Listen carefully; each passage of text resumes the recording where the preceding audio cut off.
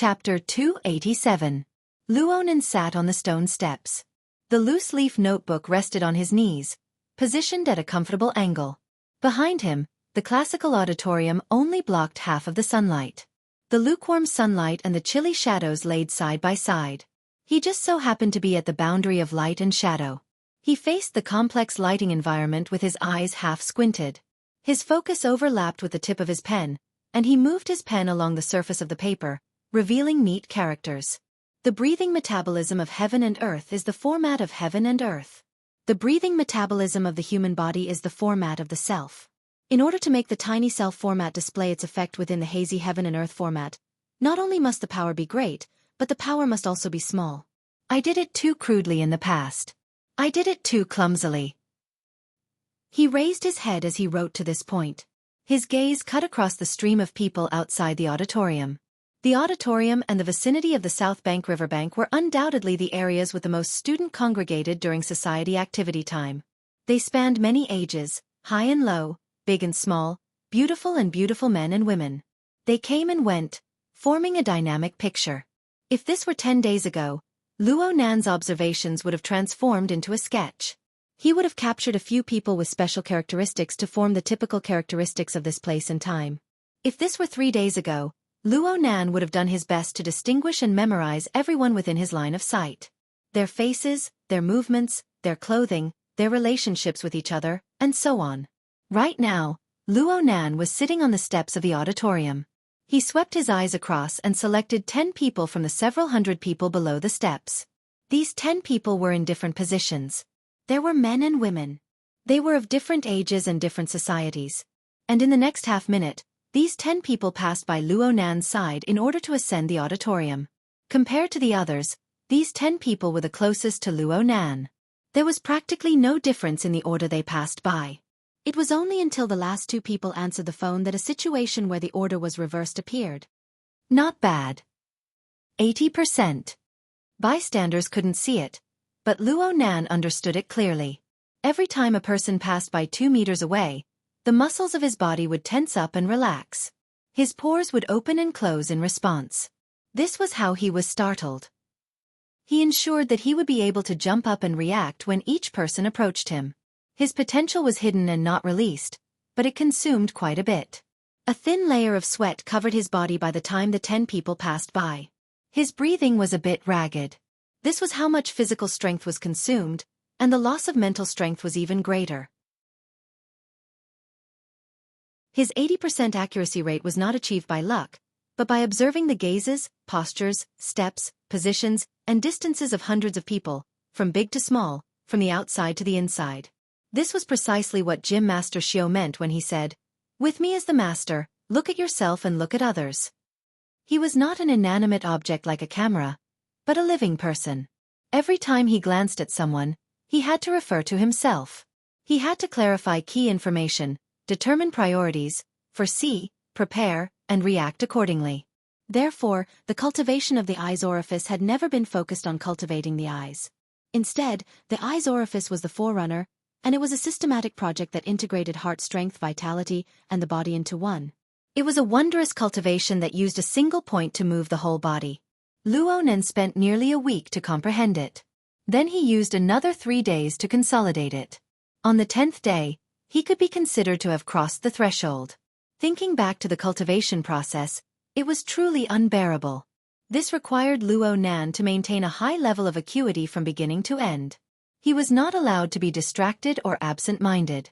In the beginning, he was unable to accurately determine the priorities of information. He just felt that his eyes were not meticulous enough. He hated that he could not copy everything in his field of vision. It seemed that if he did not do this, he would not be able to reach the standard of arduous cultivation that Gym Master Xiao spoke of. This meant that he was completely focused at every moment, tormenting his mind until his eyesight and brain power were squeezed clean. Now that he thought back to it, Luo Nan felt that his eyes were sore and swollen. He reflexively wanted to shed tears, or he might as well just close his eyes, lie down and sleep. This was the greatest joy in the world. When Bai Xinyan saw Luo Nan in this state, she completely cancelled her Frost River waterway training. According to her, Xiao Xinyu's torture was more effective than any consumption of energy. If Luonan continued to burn like this, Luonan would not be able to last until Dr. Clay, who had repeatedly delayed his trip, arrived at Xia City. Luonan now knew that he had taken a detour, but Gym Master Xiao had lightly said that beginners shouldn't be afraid of going overboard. It was possible to want to be neutral, to foresee the extremes, and to measure the increase and decrease. All right, Luonan would remember to measure the increase and decrease for the rest of his life. Luonan flipped his notebook forward to the flexible e-ink screen. He opened the statistical form and added the results of this training. Then he returned to the diary page and held a pen to write. October 25th. Training with 1,000 people completed. Overall success rate. 72.2%. After dividing into groups, success rate. 55.6%. Final success rate. 19%. After completing the basic data analysis, Luonan closed his notebook. He ignored the strange gazes of the pedestrians around him and took out a bottle of medicine. He poured a drop of eye drops into his eyes and did a facial massage. His eyes were first soaked with coolness, then steam rose in the blink of an eye. The medicinal strength of his fingers seeped in, fusing with his vital energy, and moisturizing his eyes. The medicine was a secret recipe provided by Gym Master Xiao. It was concocted by Bro Octopus, and it could relieve eye fatigue. But then again, using his eyes too much was a sign of his clumsiness. The human eye was a precise and complex structure. Anatomically speaking, one would not be able to find the existence of the eye's orifice, even if they searched through all the positions of the eyes. The so-called eye's orifice was actually the eyes and its corresponding functions. It interfered with the mental plane to form a special structure. It lay between the virtual and the real. Only in this place could one achieve the effect of connecting the inside and the outside, radiating with spiritual light. It was practically impossible for a normal person to possess the eye's orifice.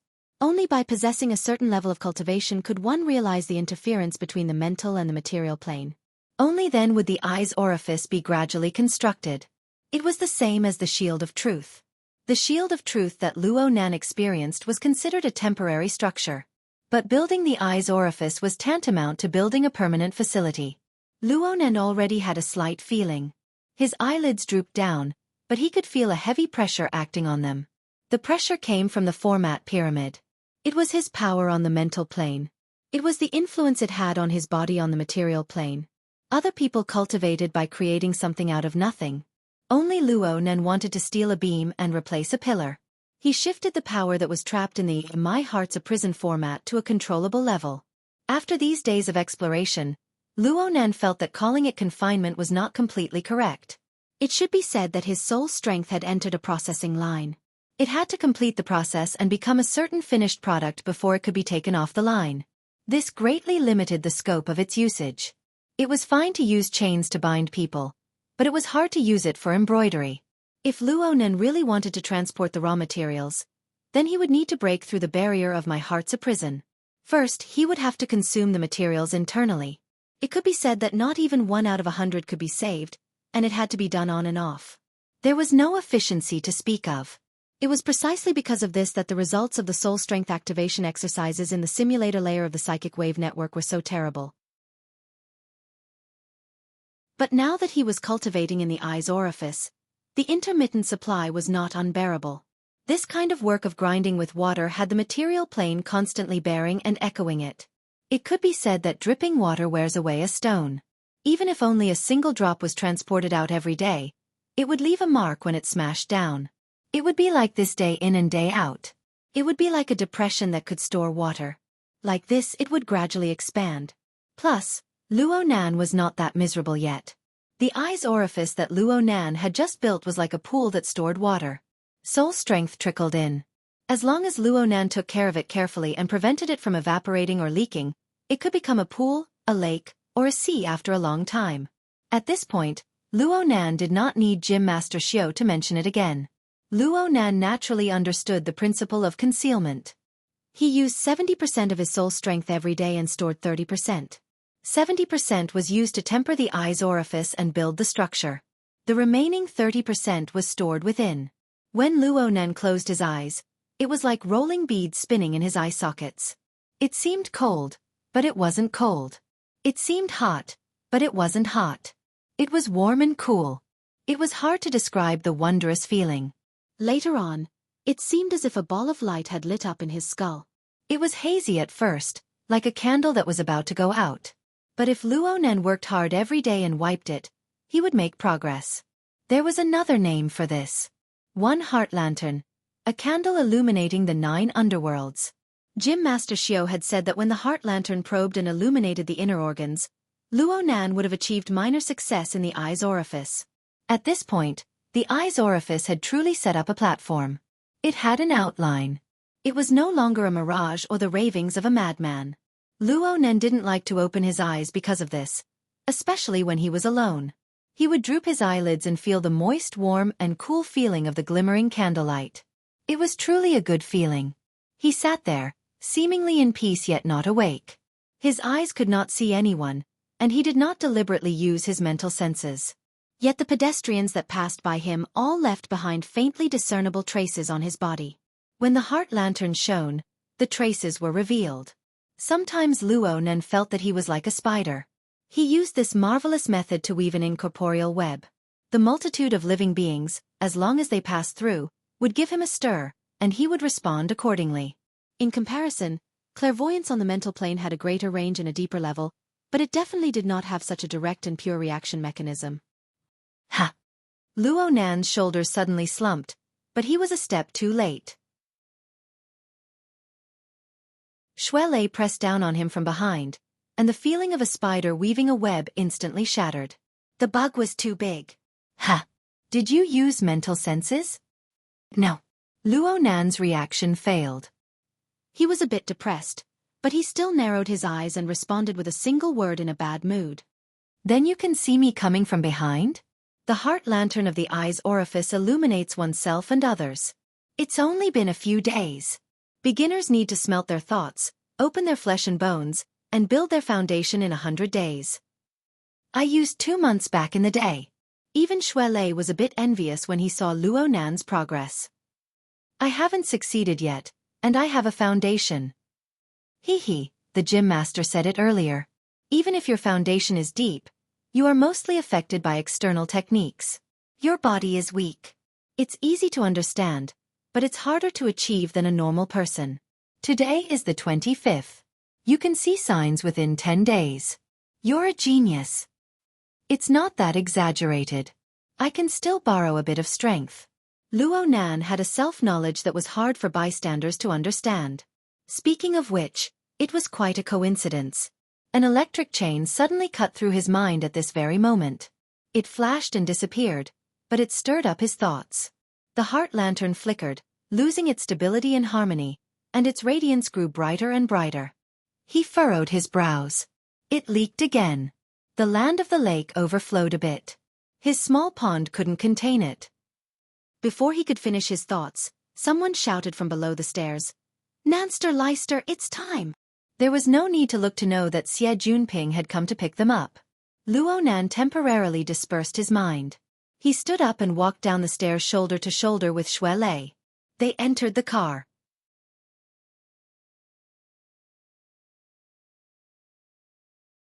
Chapter 288. The sightseeing bus sped through the campus.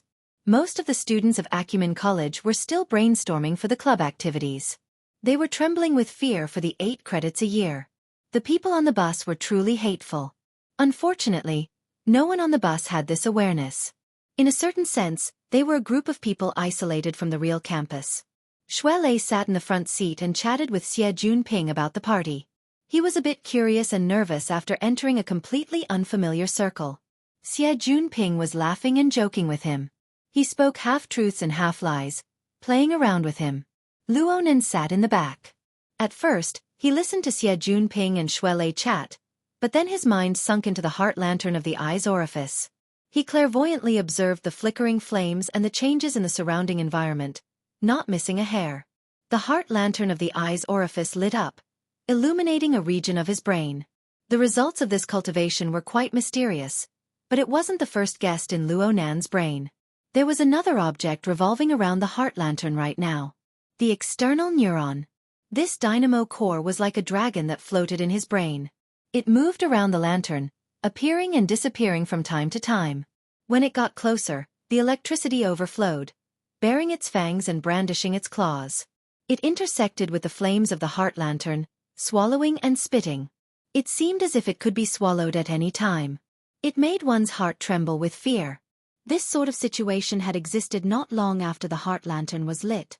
And it absolutely didn't just look scary. This was the first time this thing came close. The energies of both sides reacted, and the electricity radiating from the external neuron directly extinguished the heart lantern. Luo Nan's many days of hard work were destroyed in an instant. Similar situations occurred 7 times in a row, tormenting Luo Nan until he began to doubt his life. In the 8th round, when he was close to despair, the electricity directly entered the heart lantern. It strongly fueled the ignition, illuminating everything with light. The amount of growth this time was 10 times more than the sum of his hard-earned savings. Over the next few days, the external neuron would come every time he finished cultivating in the eye's orifice. It would bombard the heart lantern with electricity. Luo Nan's goal of 1,000 people per day was to form groups of 100 people. He cultivated in 10 groups every day, and this lightning dragon would appear 10 times. Though it was never extinguished, sometimes the tyrannical electricity would greatly dampen the brightness and harmony of the heart lantern. If Luo Nan hadn't strengthened it a few times in between, Luo Nan's progress would have been unsightly. It was for this reason that Luo Nan admired Xue Lei. Luo Nan felt rather complex feelings toward Xue Lei. Don't look at his current progress as being delightful. In fact, it's all over again and again. Should I look at it after cultivating tomorrow?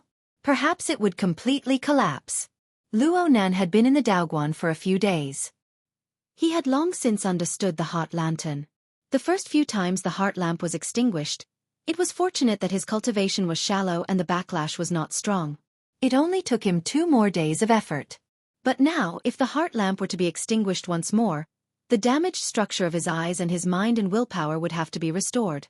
He would have to think about it for a year and a half. It was as if there was a bomb hidden in his brain that could explode at any time, and he was the one who put it in his brain. Luodong School. Through. Was. Luoyang Academy. Chen, and Star. Well, he said. Lu. He thought for a moment, then added the word electricity after the word fire, followed by the word ice, before he finally gave up. After writing these words, he unconsciously sighed. It wasn't a good analogy to call a bomb. It would be more appropriate to call it an iceberg. They were all hidden beneath the surface of the water, waiting for people to crash into them. After cultivating in the eye's orifice for a few days, Luo Nan felt that his greatest harvest was that he now understood the standard of precision needed for true cultivation. He also used this precision to re-examine the process of practicing formatting theory. He wanted to know if he had made any mistakes. Of course the answer was yes. Whether or not formatting theory had its own flaws, he would not discuss it for the time being. In his cultivation of formatting theory, there were too many things that he knew but did not know why. He relied on his grandfather's theory to walk down this path. Many small details were determined by his own laws. This was why Xiao Shenyu had labeled him an external law, and had trapped him in a cage. The current situation faced by the heart lantern of the eye's orifice was the death Luo Nan brought upon himself. The use of the external neuron's void depository function originated from Elder Mo Luan of the Blood Flame Order. At the time, Luo Nan's soul strength was growing explosively. The imbalance between his body and soul intensified, and he did not know how to deal with it. It just so happened that the wraith sign had occupied the magpie's nest and was lurking by Mo Luan's side. Luo Nan used the wraith sign as his eyes and ears. He referred to Mo Luan's methods against the soul envoy, and took the initiative to pull apart the distance between his body and soul. His soul and body seemed to be joined, but they weren't. This reduced the pressure on his fleshly body. This method was indeed effective, but there were many repercussions. It caused Luo Nan to be sensitive and have many dreams. His mind was absent-minded. Later, Luo Nan discovered that the external neuron had the void depository function. When his soul was entrusted to it, it was like entering an empty world. There were no distracting psychic waves. Later, the wraith sign hunted and created a disturbance. He relied on the external neuron to cushion the pressure, saving his life. Since then, Luo Nan had always entrusted his soul to the external neuron to reduce the pressure. He gradually grew accustomed to it. So it was more accurate to say that Luo Nan's body and soul had been lacking a fusion for a very long time. Most of his soul was entrusted to the external neuron. Even though this strange object was hidden in his brain, it was not an organ of his flesh and blood. There was still a layer separating the two.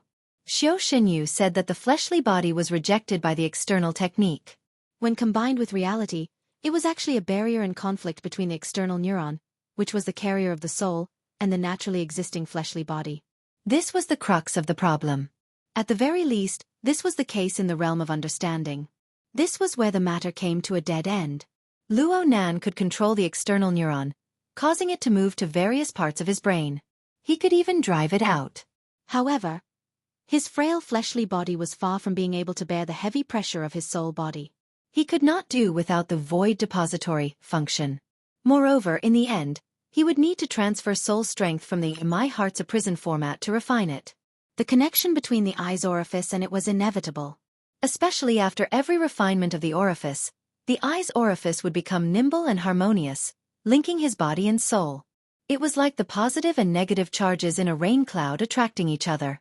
The situation of lightning bombarding the heart lantern was inevitable. This meant that every time Luo Nan practiced, he would have to face the dangerous test of entering a state of mental derangement. He failed the first 7 times, but he persevered through the next few dozen times. He even obtained some benefits. It looked like this business was feasible. However, the matter of cultivation required meticulous concentration. What they feared the most were ups and downs.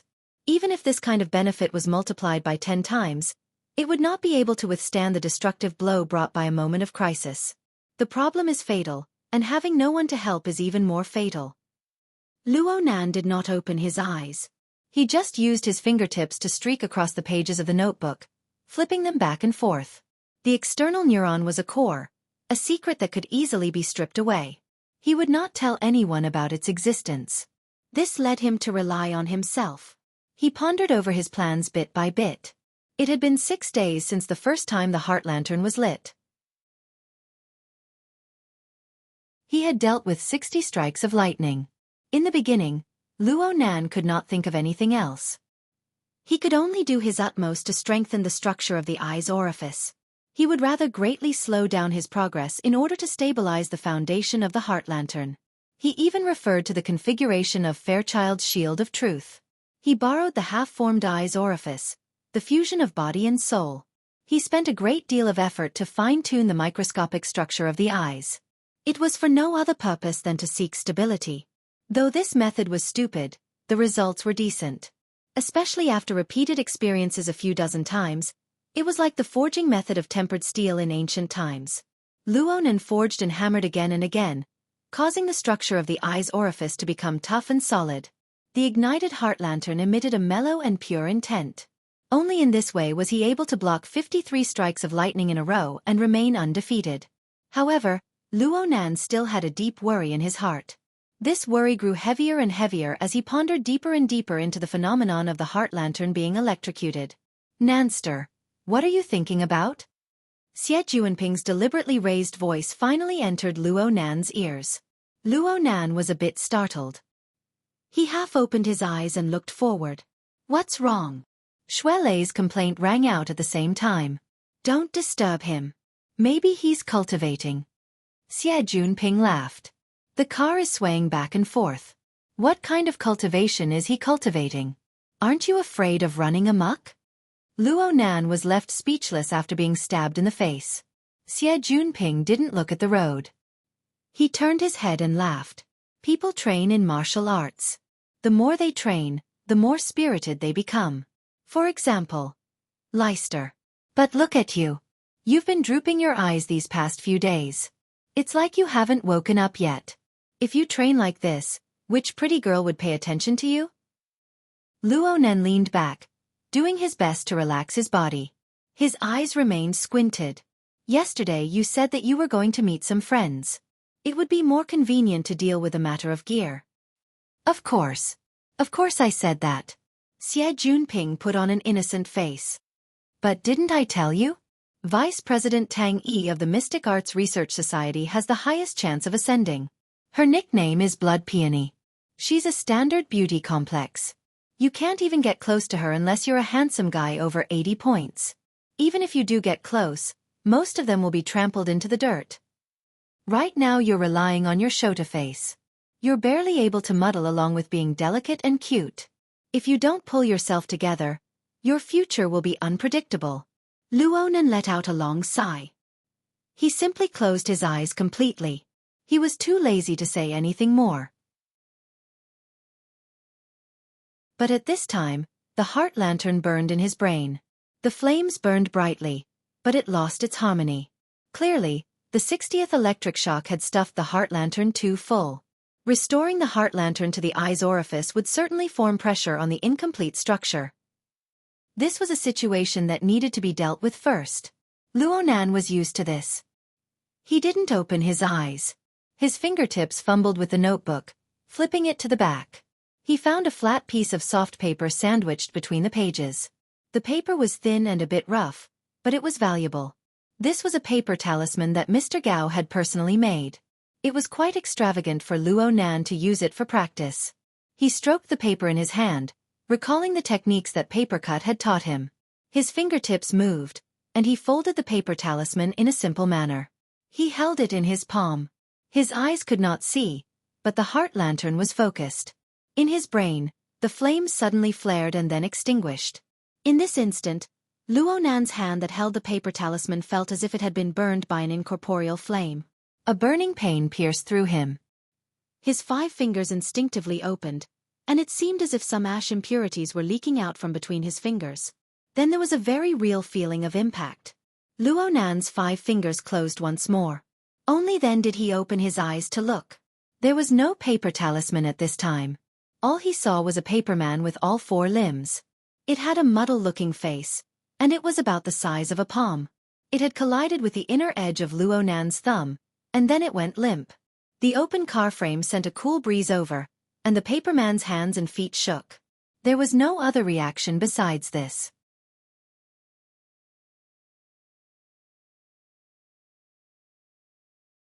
Chapter 289. My luck is pretty good. Luonan's gaze swept over the paperman's body a few times. He flipped the notebook to a blank page and placed the paperman inside. There were already 3 similar interlayers as he flipped through the pages. There were a total of 4 papermen hidden in the notebook, including this one. Some were bigger, some were smaller, but the material was the same. These papermen were created by Luonan when his eyes' orifices were overflowing and the pressure was overloaded. They were created to shift the pressure. There were 60 lightning strikes. Aside from the first 7 times the heart lantern was extinguished, there were also the broken and basically balanced rounds. There were a total of 25 times when the pressure had to be shifted. However, only 4 succeeded in the end. The success rate was only 16%. It was pitifully low. Even so, he had to record it down. Luonan opened the flexible e-ink screen and recorded the data. Basically, he treated the papermen as this week's homework. He was going to give them to Papercut to look over later. He felt that these papermen were quite different from the works he made when he first started learning. At the very least, the way they were cut was quite cool. Luonan put away his pen and blew away the ashes stuck between his fingers. He blinked his eyes, but he felt his eyes become a bit dry. He closed his eyes and looked within himself. He saw that the glow of the heart lantern was quite weak. It was even weaker than it was before he received the blessing. Luonan was not surprised. He was still a novice when it came to soul strength activation. He was far from being precise. He had clearly used too much strength this time. The consumption was too great. He wasn't in a hurry to recover because he would need to transport his soul strength out of the My Heart's a Prison format if he did so. The external neuron might give him a fierce blow. It really wasn't worth it. He allowed the vitality of his body to naturally nourish and recover. Although it took a long time, it was stable. It could be said that he had a degree of relaxation. In the front seat of the sightseeing bus, Xie Junping spoke of the blood peony. Oh, he spoke of gear. He was still in high spirits. A woman as powerful as Tang Yi needs someone even more powerful to conquer her. Otherwise, she needs to do what she likes. Nanster, you really don't lose out.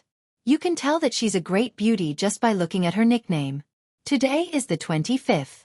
The 30th is Monday's gear auction. Time is tight, and the task is heavy. I can't drag this out any longer. Luonan raised his leg and kicked the front seat, giving Xie Junping a warning. Then he changed the topic to a normal direction. Do you have any idea of the base price for both sides? There is no definite news at the moment, only rumors. Xie Junping shrugged his shoulders. Sissy Du's face is covered in dirt, and he's been kicked out of his house. His connections in the society have been cut off by quite a bit. He only mentioned it briefly, saying that the backer behind the Mystic Arts Research Society wants to cooperate with the Construction Society. Cooperation? That's impossible, right? Luonan was quite surprised. Wasn't the Order of Justice behind the Mystic Arts Research Institute? Behind the Construction Society was the Rainbow Fund, which was equivalent to Quantum Corporation. What was the point of putting these two families together? Isn't capital something that can change at will? However, it was rumored that the main reason was because the Mystic Arts Research Society had changed their financial backer. It used to be a religious group, but now it had changed to a research fund. It was quite famous. Oh, I mean in our circle LCRF. Life Cycle Research Fund. Hey, you've heard of it? Xie Junping was very surprised and turned to look at him. I thought you didn't care about these things. I just heard about it. In the next 2 days. Luonan spent most of his energy on the heart lantern of the eye's orifice over the past 10 days, but the training courses arranged for him by the society were still ongoing. Aside from Cragburst and Red Fox's practical courses, several courses had to be adjusted back due to interference power. Luonan also persisted in studying the related theories of the Soul Strength Activation Techniques course. He would occasionally do experiments to adjust. Otherwise, the small paper man in his notebook would not exist. Luonan's reaction to the information about the Life Cycle Research Fund was lightning fast. This was because the fund was mentioned in He Yuan's world order inside and outside the psychic wave network and Bamboo Pole's notes on major characters of the world. On the surface, it was funded and established by a few top tycoons. Its main investment direction was the classical direction of human life extension. It was an important investment fund in the field of biology, and it was a large financial backer of many important biological laboratories. However, the fund had close ties with the political and military circles of the inner world. It was practically an open secret. The fund also cooperated with various powers of the inner world. Many important projects were listed there, including the Frost River Waterway, which Luonan was very familiar with. Strange.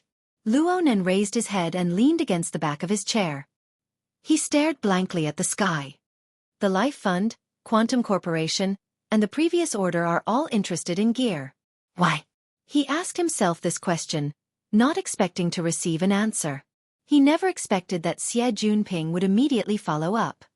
Sissy Du said that gear's architectural structure is very suitable for carrying out mysterious rituals. In the past, the Order Club was also known as the Ritual Society by people in the circle.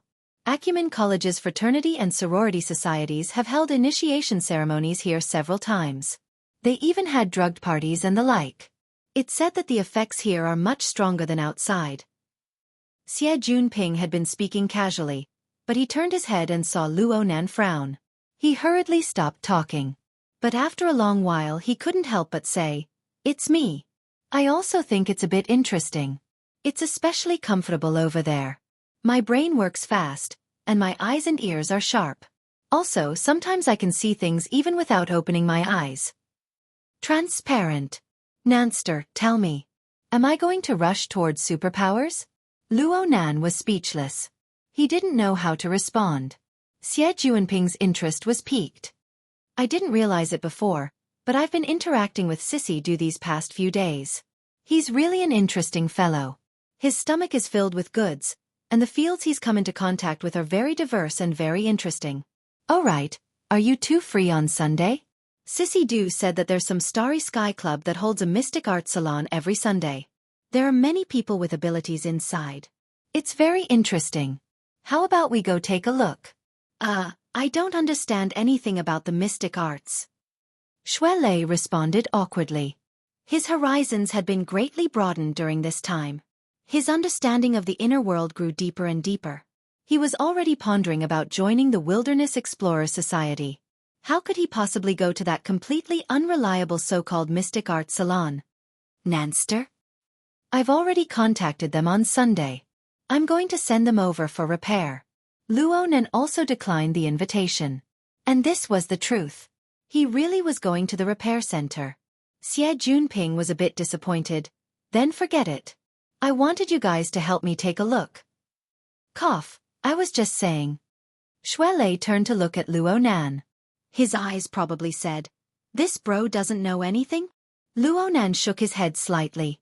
Xie Junping certainly knew that Luonan possessed a certain superpower. Xie Junping was quite reverent towards this, and he was also a bit curious. Luonan didn't take the initiative to talk about it. After all, there were differences in their circles. It was hard to understand without personal experience. It would only cause confusion in one's heart.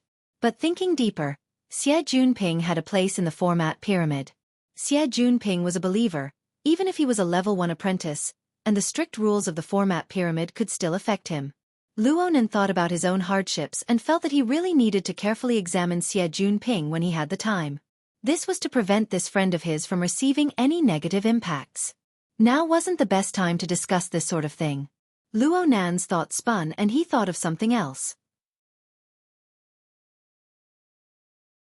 He said to Shuelei, "Did you bring that thing over?"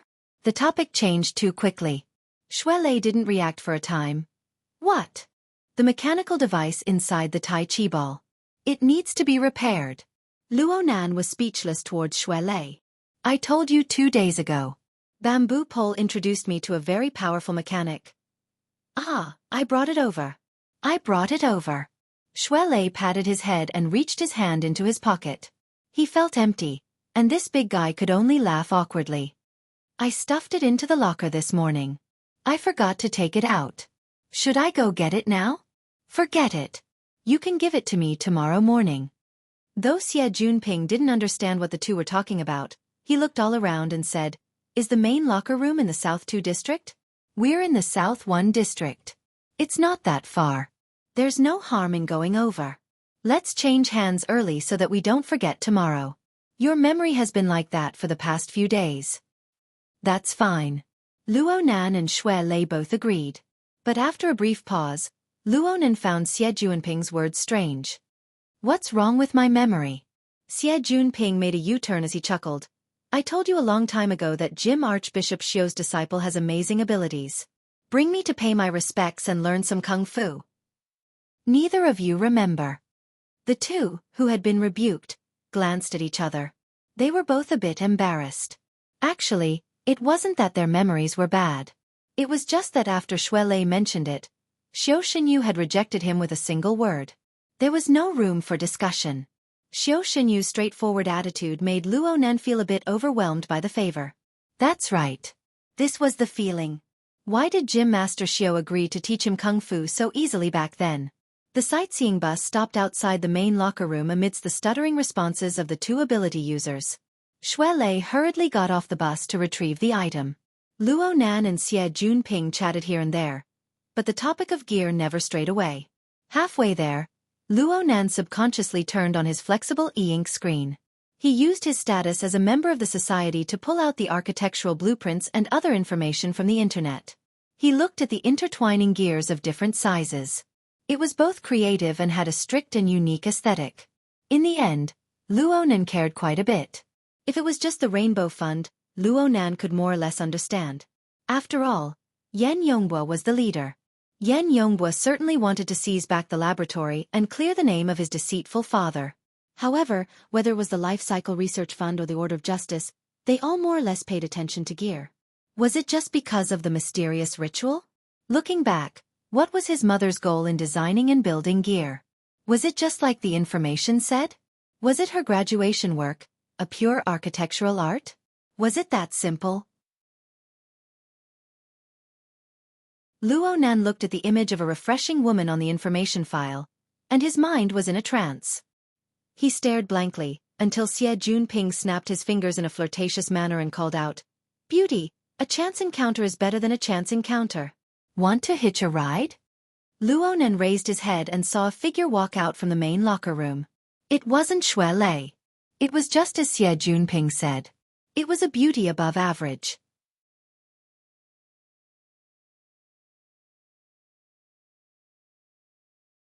Chapter 290. Hearing Xie Junping's roguish voice, the woman who just walked out of the hall raised her head. Her gaze was quite calm, and she even revealed a slight smile. "Hello, Head Xie." This simple greeting turned Xie Junping's attempt to strike up a conversation into nothingness. Luonan finally confirmed this person's identity. "Senior Sister Tian?" The woman turned to look at him, and her face revealed astonishment. "Junior Nan? Are you feeling better?" This calm woman was none other than Tian Si. Half a month ago, Luonan and the others had come to Frost River Reality because of her and Mo Chiu, the third brother of the Mo family's get-together. Luonan caused such a huge commotion. Luonan didn't blame her. He just felt a bit emotional. Mo Chiu and Tian Si seemed to see eye to eye at the time, but there was no news of them afterwards. Tian Si brought her displeased cousin to visit Luonan during the few days he was hospitalized. She didn't lack etiquette, and it gave people a good impression of her. From the perspective of a relative of the Mo family, it was quite a pity. Today, Tian Si wore a slim turtleneck sweater paired with a velvet skirt. It set off her small face the size of a palm, and it made her petite figure appear longer. She looked all the more refined and gentle. It was no wonder that Xie Junping took liberties with her upon seeing her. Speaking of which, the two of them were both members of the student organization. Their relationship with each other far surpassed Luonan's. "You're also a department head, and I'm also a department head. We're a perfect match." Xie Junping still had a mischievous smile on his face. He jumped out of the car and gestured with his hand. He acted like an experienced driver. "I've been wanting to lead Minister Tian's horse for a long time. Give me a chance today. Don't refuse. I know where you're going. Cloud City Water Village, right? With Minister Tian at the party, the attraction is complete. Don't you think so, Nanster?" Luonan also jumped out of the car and glared at him. Xie Junping was still a bit afraid of him. His neck instinctively shrunk back. Tian Si smiled faintly. "I'm just going to make up the numbers. Don't overestimate me, Master Xie." "All right, Junior Nan. I heard from Tian Chi that quite a few people have mentioned you in the past few days. Your name is getting bigger and bigger." She was all smiles from beginning to end. It was as if she was chatting about family matters, but the meaning behind it was a bit subtle. Luonan and Xie Junping were both stupefied. Xue Lei just so happened to rush out at this time. He saw the three chatting, and his footsteps slowed down. On the night of Frost River Reality, Tian Si and Xue Lei did not meet face to face. However, when she saw this situation, she knew that they were together. She immediately took half a step back. "Young Master Xie, Junior Brother Luo, you two go first. I already have a date. I'm going with someone." "No way." Xie Junping was truly immersed in his role. He even forgot Luonan's silent warning. His face was like a bolt from the blue. "You have an appointment? As a female companion?" Tian Si thought for a moment, then pursed her lips and smiled. "Yes, a female companion." No matter how unwilling Xie Junping was, he didn't want to continue pestering her. He could only sigh and bid farewell before driving the sightseeing bus away. When he turned the corner, he glanced back and chuckled. "This person is really powerful." Luonan grunted. There was a mature and mellow soul within Tian Si's petite body. Xie Junping's eyes weren't bad. But this fellow couldn't keep up his airs. He sighed in the blink of an eye. Chen Weiken hasn't been able to get his hands on her after so many years at school. I don't know who's the lucky one this time. Luonan gave the driver's seat a light kick. "Drive properly." Xue Lei snorted. "Chen Weikan." The cause of his relationship with Chen Xiaolin being ruined was his attitude toward Chen Weikan back at the Limestone Water Village pub. Naturally, he didn't have any good feelings toward the vice president of the student council. Especially 10 minutes later, when the bus drove past the Limestone Water Village pub, Xue Lei returned to his old place and his mood became even worse. Luckily, the location of the party wasn't set there. Cloud City Water Village had plenty of places to arrange similar group activities. In the Pingjiang district, where the height of the buildings was relatively low, Cloud City Water Village, this super-large compound building complex, was undoubtedly the most outstanding and the most eye-catching one. The main body of the compound complex was still around 15 kilometers away from Acumen College, but the derivative building area already bordered the campus. With its prosperity, it attracted tens of thousands of students and teachers. They spent their time there, lingering on and forgetting to return. This was the origin of the name Acumen College's large living area. In fact, Cloud City Water Village used the same method to realize the connection with two other famous high schools in the district. And within its enormous structure was Xia City's top business college and private high school. The participants of this party came from the 5 schools covered by Cloud City Water Village. A total of 500 people were gathered. It was already a medium to large-scale party, and it was quite formal. Before arriving at the venue, Luo Nan and the others had to follow the requirements of the party and change their clothes. This is quite troublesome. Also, what the hell is this? Luo Nan shook his white coat, which was clearly a size too big, in the luxurious suite reserved by Tyrant Xie. He had a baffled expression. It's work clothes. If you want to pretend to be a doctor, then pretend to be a doctor. If you want to pretend to be a Frankenstein, then pretend to be a Frankenstein. Oh, I even prepared sterile gloves. Do you want to wear them? Xie Junping waved the gloves in front of Luo Nan's eyes. He was grinning from ear to ear. Luo Nan slapped the gloves away in a bad mood and asked, "What kind of party is this? Why is it so fancy?" "Ha! I sent you the electronic invitation. Didn't you see it?" Luo Nan was speechless. He had been pouring his heart and soul into cultivating in the eye's orifice during this period of time. The little spare time he had was packed to the brim by the society's training. He didn't have the mental energy to care about anything else. The matter of the party was completely arranged by Xie Junping. Right now, the electronic invitation was still in an unread state in his inbox. Xie Junping chuckled, "Then do it at the last minute. It's written very clearly on it. If you don't read it, don't blame me if you make a fool of yourself later." Luo Nan rolled his eyes and immediately opened the invitation from his wristband. Sure enough, the introduction was very clear. This party was of the role-playing type. Every participant had to prepare attire for a profession in society. It would be best if the attire was related to their profession and specialty. There were thousands of professions in society, but there were far fewer who had the corresponding attire with distinct characteristics. There would certainly be repetitions. The theme of today's party was called Mutual Appreciation. The invitation said that there would be interactions between people of the same profession who were role-playing. The wording was mysterious and not too serious. Luo Nan scratched his head when he saw this. He had been a nerd for many years. He was most afraid of this sort of bustle. He felt uncomfortable no matter what. Also, what kind of vile hobby did Xie Junping have? Why did he make him look like a doctor or a Frankenstein? He laughed and said, "It's a good thing I read it early. I don't need to make any special preparations." The angle he was role-playing today was that of a martial artist. It was his true self. He wore the Taoist uniform of Divine Yu Jim every day. His appearance didn't change at all. It was said that this was to advertise the Taoist gym. Being old for so long had become a habit. Even though the Taoist gym no longer recruited students, he didn't change his clothes. He was the most worry-free one. As for Xie Junping, he was the most normal. He wore formal attire, and he had added a layer of sequins to it. It was quite eye-catching. Luo Nan was both amazed and dissatisfied. "Why are you wearing formal attire?" "I'm also a character. What do you think? My true nature is to be dissolute, rich, and carefree." Xie Junping laughed and pushed Luo Nan and Shui Lei out. They headed to the venue together. Luo Nan shook his white coat. He felt awkward no matter how he looked at it, but a certain someone was waving gloves in front of his eyes. "Dr. Luo, you really don't need it." "Call me Dr. Luo." Luo Nan replied hatefully.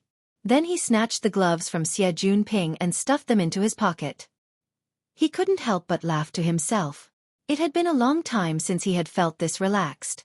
They were currently in the Ocean Sky Cloud City building. This was the 4th of the 6 buildings in Cloud City Water Village that were distributed in a circular staircase fashion. The first 3 buildings had the name of Water Village. Starting from this building, the two words, Cloud City, were hung in the building's name. The building's height rose correspondingly. Of course, the prices of the various services were the same. Shui grimaced at the exquisite and luxurious furnishings along the way as he walked on the road to the party venue. A cold and gorgeous deep blue light assaulted his face the instant he stepped into the main venue. He exclaimed in surprise, "Good heavens! My goodness! This is the Crystal Palace?" The first impression that the main venue gave people was that of rippling waves. The enormous amount of seawater was sealed by a transparent crystal wall. Under the illumination of the lights, it presented the near-perfect texture of the ocean as one would expect. Actually, this scene could be seen in any modern marine park or underwater world. It wasn't strange at all. But one just had to think about it. This was the interior of an 800-meter-tall skyscraper. The seawater flowed from top to bottom, through the entire structure. It was stored in the walls and flowed within the pillars. Tens of millions of tons of seawater were displayed in such a regular and willful manner. Of course, there were millions of sea creatures, from tiny scallops to enormous blue whales. They collectively constructed a complete and twisted chain of life. Right now, the participants of the party were all distributed on the circular viewing platform built around the Central Ocean scenic area. Several hundred people were quite a lot. But compared to the 120-meter diameter crystal pillar, which was as tall as the building itself, it really wasn't much. This world-breaking water tank was erected, filled with seawater, and maintained the highest level of safety protection. This achievement could be called a monumental monument in the field of applied physics. Cloud City Water Village's building complex was completely formed 4 years ago. Ocean Sky Cloud City was the last to be built. It was built about a year later than the main building. It could be seen just how difficult the construction was. Luo Nan had come here twice with his aunt's family. It wasn't his first time seeing it, so he felt a bit weaker. But he never got tired of looking at the beautiful sea creatures inside. The three of them didn't speak for a while until someone called out to them. "Brother Ping, you guys came pretty late." Hu Huaying, who was in charge of the advance party, had arrived long ago. She popped out of nowhere. Today's party was a get-together initiated by the student unions of 5 schools. Each school only had 100 spots. It was a fairly high-end gathering.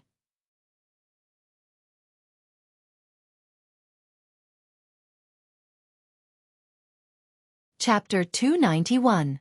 Compared to Xie Junping, who had no sincerity in acting, Hu Huaying at least had a bit of performance. He wore Western cowboy attire with a crooked cowboy hat. Upon closer inspection, the hat was actually made of paper. It was funny and casual. Seeing Luo Nan and the others focus their gazes on his head, Hu Huaying shook his head rather proudly. "I'm okay, right?" Luo Nan's hatred had yet to dissipate. He sneered. "Much better than a certain cowherd."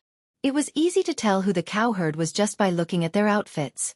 Xie Junping opened his mouth but was unable to speak. He could only shrug. Hu Huaying stifled her laughter. She slightly lifted the brim of her hat and bowed in thanks. The appointed cowherd said unhappily, "Don't talk nonsense." "Are you sure?" Hu Huaying answered, "The blood peony will definitely participate." "What occupation? What about attire?" "Who knows? Just look at her height. She's a 185-centimeter beauty. Wouldn't she stand out like a crane in a flock of chickens?" The 2 members of the student council discussed the details. Shui turned to ask the more trustworthy person, "Nanster?" Luo Nan shook his head slightly. His face faced the central crystal pillar. He was a bit lost in thought. Luo Nan was an expert among experts when it came to finding people. He slightly released his mental senses and swept across the 3 levels of the platform. However, he didn't find the person described by Hu Huaying. Instead, there was a clear feeling of obstruction when his soul strength cut through the crystal pillar. He changed frequencies 6 or 7 times in a row before finding the right method to send the psychic waves into the sealed seawater. Aside from this, there were no abnormalities. Luo Nan first cursed himself for being stupid. It was impossible for the blood peony to be hidden in the seawater. Why did he do such a meaningless thing? But his thoughts moved again and he suddenly realized something. This crystal wall could actually isolate a considerable portion of the psychic wave transmission. The material. No, there were traces of mutual interference between the mental and material planes. It was more like a blessing. A blessing? Luonan raised his head and looked up. He couldn't see the top of the crystal pillar. He looked down and couldn't see the bottom either. A blessing with this volume? His chain of logic collapsed just like that. Xie Junping mumbled to the side. It shouldn't be here yet. Then let's wait a bit longer. And we can't make it too obvious. We have to be a bit more natural. That person isn't easy to deal with. Hu Huaying also said, it's strange. Tang Yi will graduate next year. She doesn't seem to be preparing to continue her studies. What can he do by taking over the president's position? No one can guess that person's thoughts. If you could guess it, why would you need to come looking for me?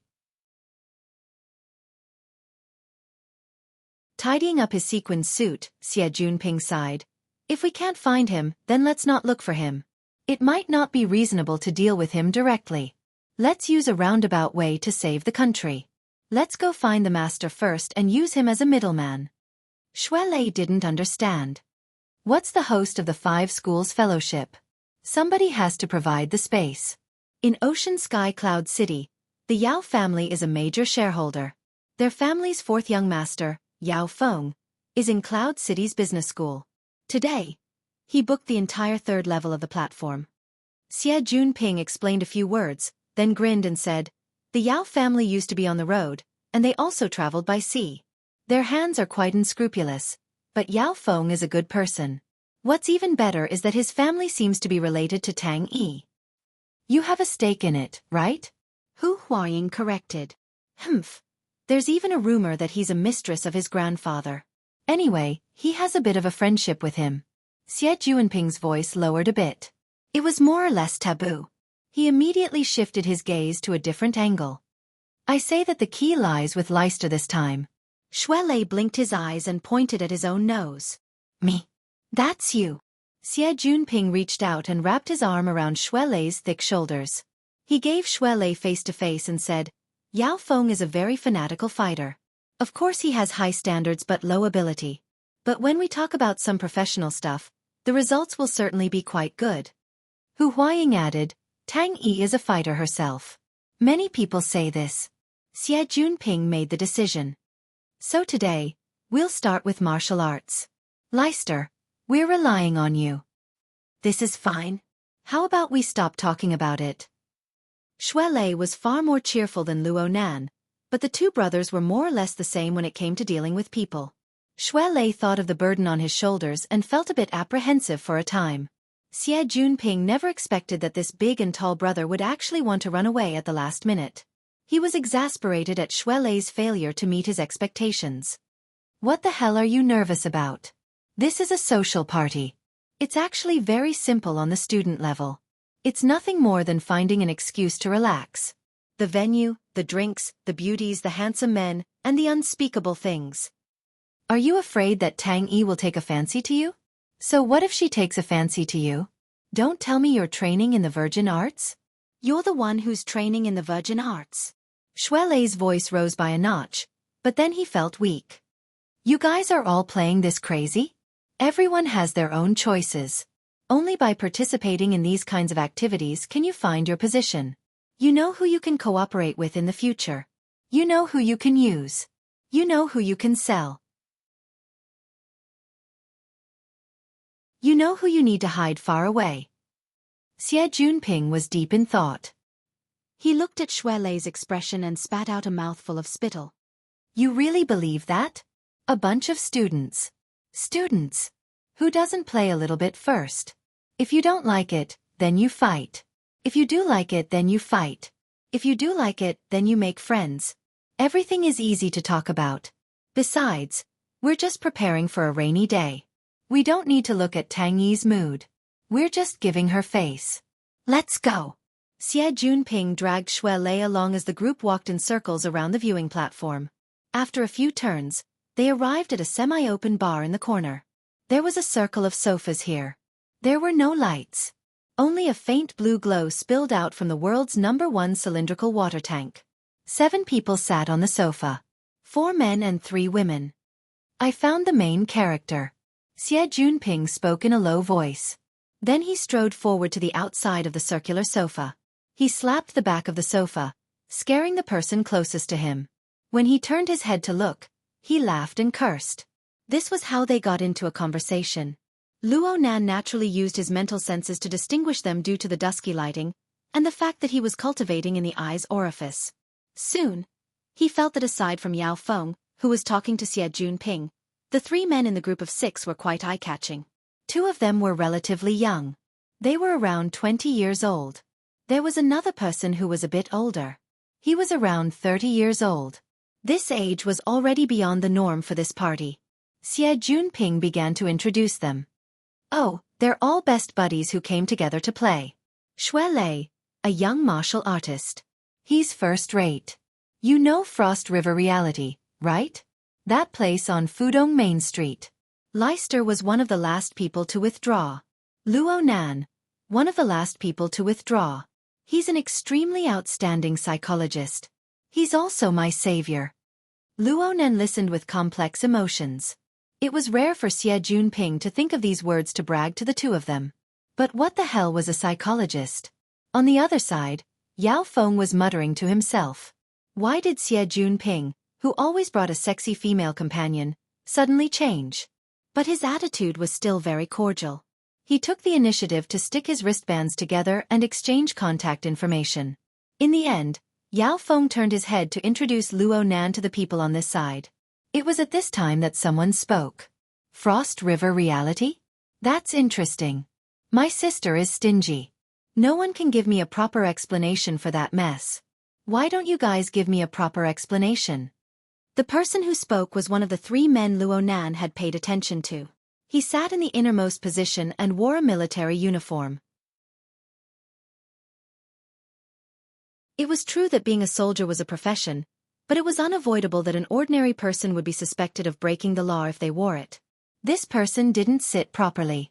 His arms were resting on the back of the sofa, taking up quite a bit of space. He had a sloppy appearance. Xie Junping was displeased to see such a tone. He had always been the one to display it for others to see. When had he ever enjoyed it himself? Xie Junping could feel the arrogance in the other's words. His heart became angry, but Hu Huaying lightly tapped him in the ribs. There was also Yao Feng. He used the dusky lighting to fiercely signal Xie Junping with his eyes. Xie Junping didn't drink alcohol or take drugs. His mind was still clear. His heart skipped a beat. He swallowed the words that were at the tip of his tongue. Yao Feng seized the moment of silence and rushed to introduce him. Come. Let's get to know each other first. I'll introduce you guys. He Dong Lu. The soldier inside raised his hand. It was as if he was signing up. His voice was cheerful. He's just an outsider. He came to join in the fun. Xie Junping's mind spun in a circle. He really didn't know where this immortal came from. However, this person didn't look deep. Xie Junping could roughly guess his temperament. He was a silk pants. A big silk pants. Like repels like. Xie Junping just couldn't find this fellow pleasing to the eye. At this time, Hu Huaying moved closer and whispered into his ear. Empty sky he. It was only 3 words, but the meaning behind them was truly terrifying. Xie Junping screamed in his mind. Fuck me. He immediately admitted defeat. He was worried that Luo Nan and Shui Lei wouldn't be able to handle the situation well. He rushed to put on a sea-style attitude and laughed. What outsider? There are no outsiders here. We'll get to know each other from here. My surname is Xie Junping. I'm just a bored idler. His finger streaked across Luo Nan and Shui Lei before landing on Hu Huaying. I've introduced these 2. There's also my other best friend. Hu Huaying. Hu Old Third. He's a large farm owner. I feel that his family's farm will be opened into the wilderness sooner or later. Xie Junping wanted to blur the focus and skip the problem of Frost River Reality. Yao Feng was very cooperative. He said with a beaming smile, Third's family raises cattle. My family raises fish. We're all friends of the older generation. Hu Huaying raised her paper hat in greeting. He Donglu laughed very happily from the seat inside the ring-shaped sofa. It really is a coincidence. We can all match up. We also have a martial artist here. We also have an old driver. Ha! How would a doctor and a driver match up? This bro's train of thought was too jumpy. The group of people were a bit stupefied. Yao Feng was the first to recover. He hurriedly changed the topic. Let me introduce you. This is Feng Jejun, Instructor Feng. He's the youngest high-level instructor of the Thunder Falcon Dojo. He should be in the same circle as Xue Lei. It's a good opportunity to get closer. We'll interact in a bit. Maybe we'll even work together. Feng Jejun was only in his early 20s. He was older than Xue Lei by 5 or 6 years, but he was already very young. Compared to Xue Lei, he was a bit thinner and a bit more handsome. He was the type that was very popular with girls. Xue Lei? He should be a rising star in the circle. Let's get to know each other.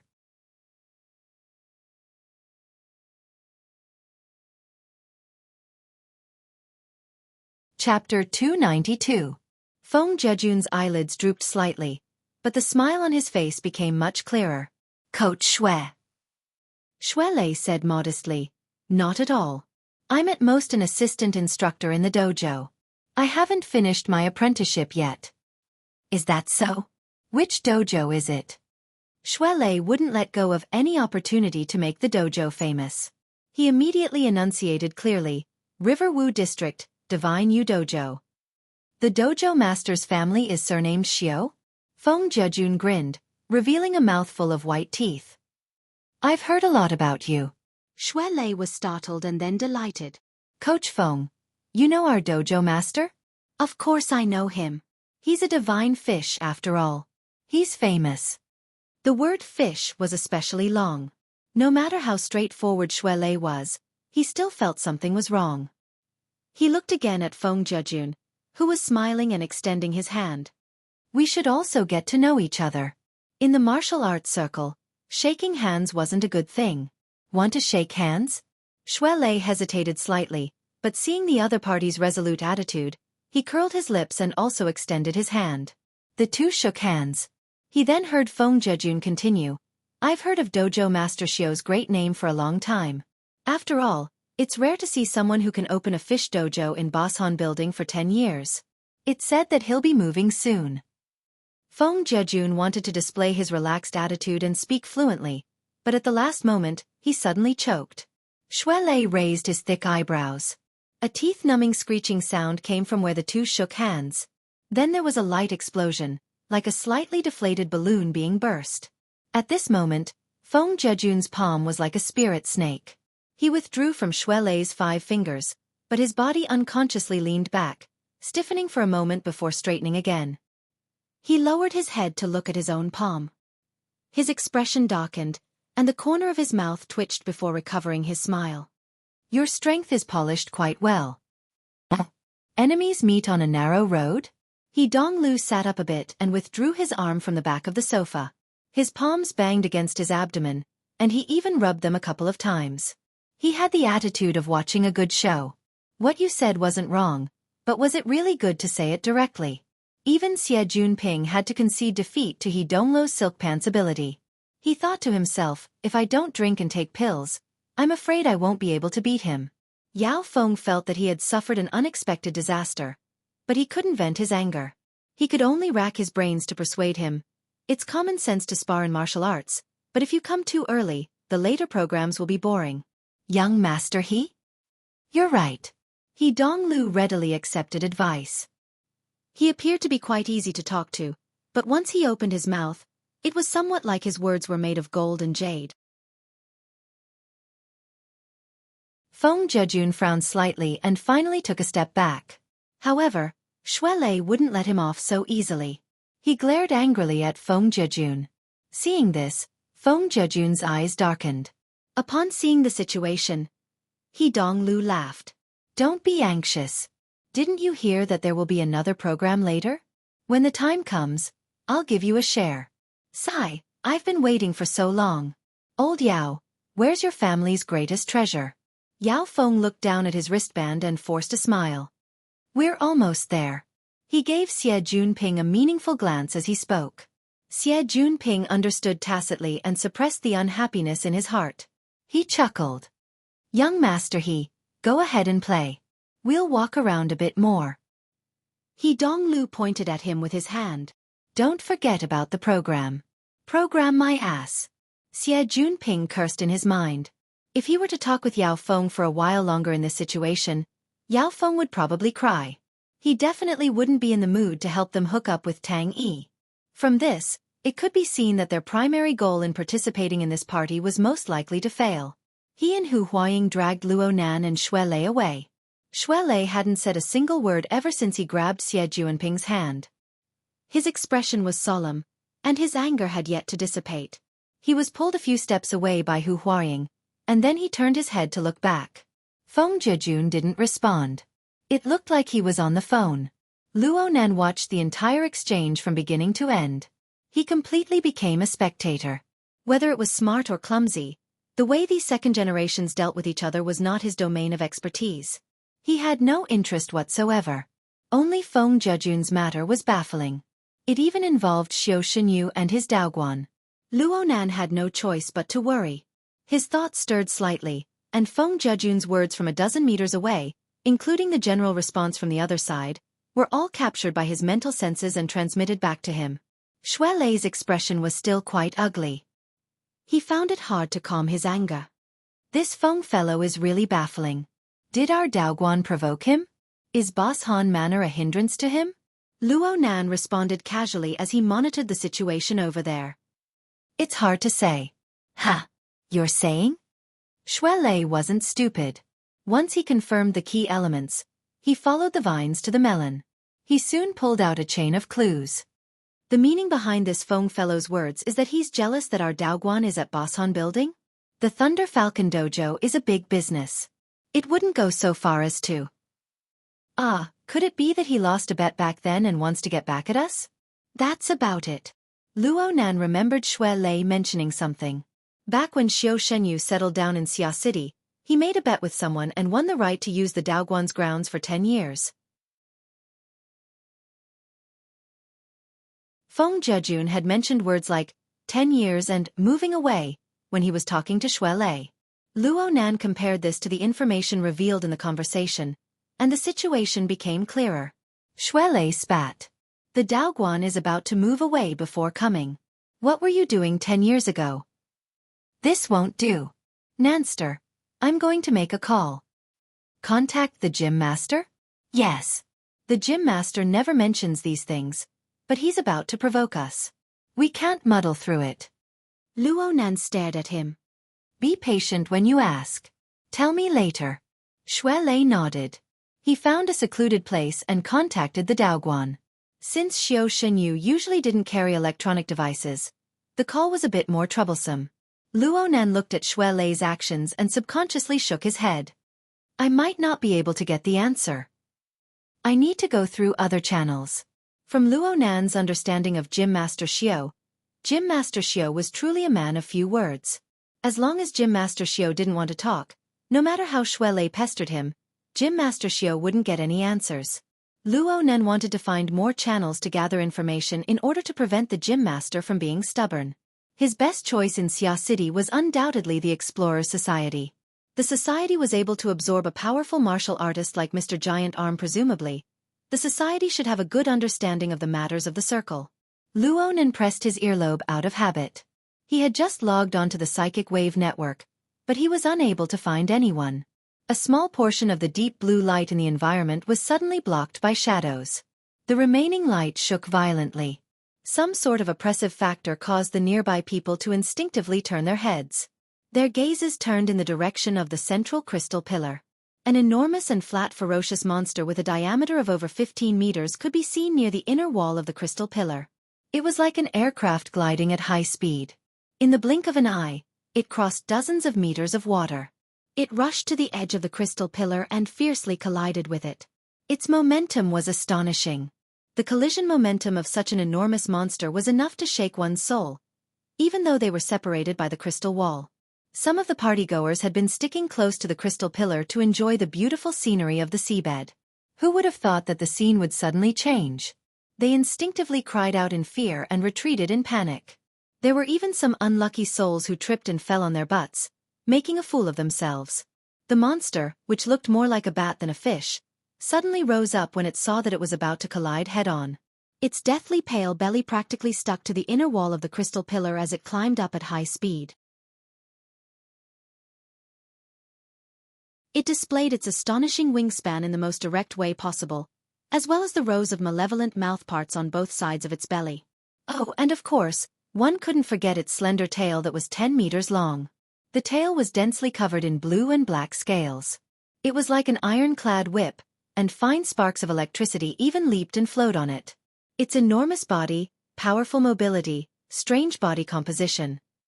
All sorts of elements formed the image of a terrifying monster fish, but this fellow didn't give up. After sticking close to the inner wall of the crystal pillar and climbing a certain distance, it fiercely flipped backwards. At the same time, it rapidly spun around the central axis of its body. Everywhere it passed, the seawater would swirl. The rapidly spinning waves were actually as sharp as swords. Everywhere it passed, fish and prawns big and small, would be minced into pieces and then sucked into the mouthparts on its belly. The seawater that was originally clear and limpid instantly became muddy and bloody. The terrifying monster fish broke through the limits of a normal person's line of sight in the muddy whirlpool and disappeared without a trace. Even though the participants were elites from first-rate schools, the majority of them couldn't help but be stupefied on the spot after suddenly witnessing such a bloody scene. They were speechless for a long time. However, there were also a small number of people who were either prepared or had a different temperament. They were still able to face it calmly. There were even more people who laughed loudly in excitement. He Donglu was the one who laughed the loudest. Even separated by over 10 meters, his laughter could be heard. This bastard is a mutant without a doubt. At the very least, it's a second class.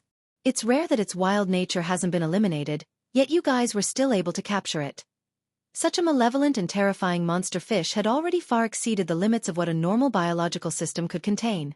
It was indeed a mutant species. Professionals who were familiar with the mutant genealogy could see that this monster fish should have mutated from a manta ray, the devil ray that people often referred to as a foundation. A normal manta ray was an ancient and gentle species. It had already lived on Earth for hundreds of millions of years. Its offensive capabilities weren't strong. It was only because of its robust body and its monstrous appearance that it received the name Devil Ray. However, under the effects of mutant, the monster fish within the crystal pillar had already become a devil in name and in reality. Especially the scene of indiscriminate slaughter before it left caused people to tremble with fear. Xie Junping had just suffered quite a bit of fright, so much so that he bit his own cheek. His mood was even worse. He couldn't help but curse. Yao Si doesn't want to do business anymore. Releasing this thing. Halfway through his words, he saw that Luo Nan and the others were looking behind him. He immediately turned around and saw Yao Feng with an ugly expression. Xie Junping didn't feel embarrassed at all. He just laughed and said, "What's wrong? The young master of the He family isn't going to serve you anymore?" Yao Feng instinctively shot a glance behind him when he heard this, but he felt that his actions were too embarrassing. He waved his hand and laughed bitterly. "I won't be serving you for now. I'll hide for now. Rely on the mountain to survive. Rely on the sea to survive. You guys are a black-hearted drug dealer and a large farm owner. We don't need to pay attention to you guys, but we make a living on the sea. How can we bypass the coastal defense forces? Bypass this family? We have to curry favor with them."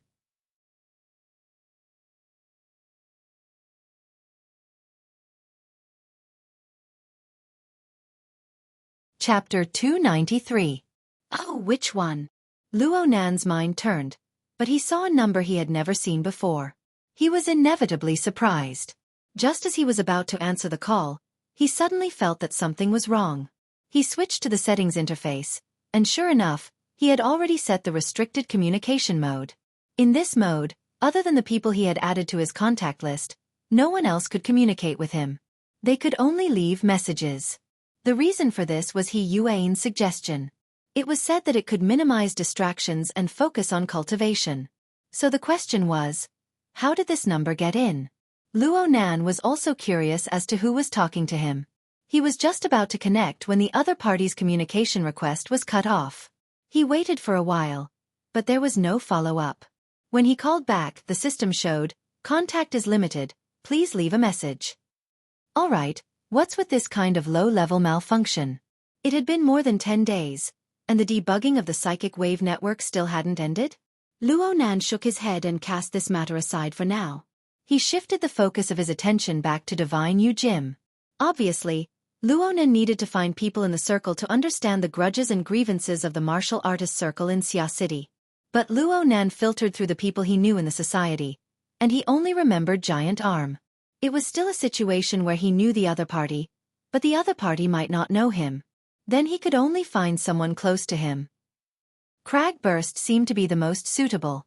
That person came from the military, but he was one of the top 10 powerhouses in Xia City in terms of physical strength. He also had a lively temperament. He should have a common language with the martial artist circle. Luo Nan organized his words in his mind and sent a communication request to Crag Burst.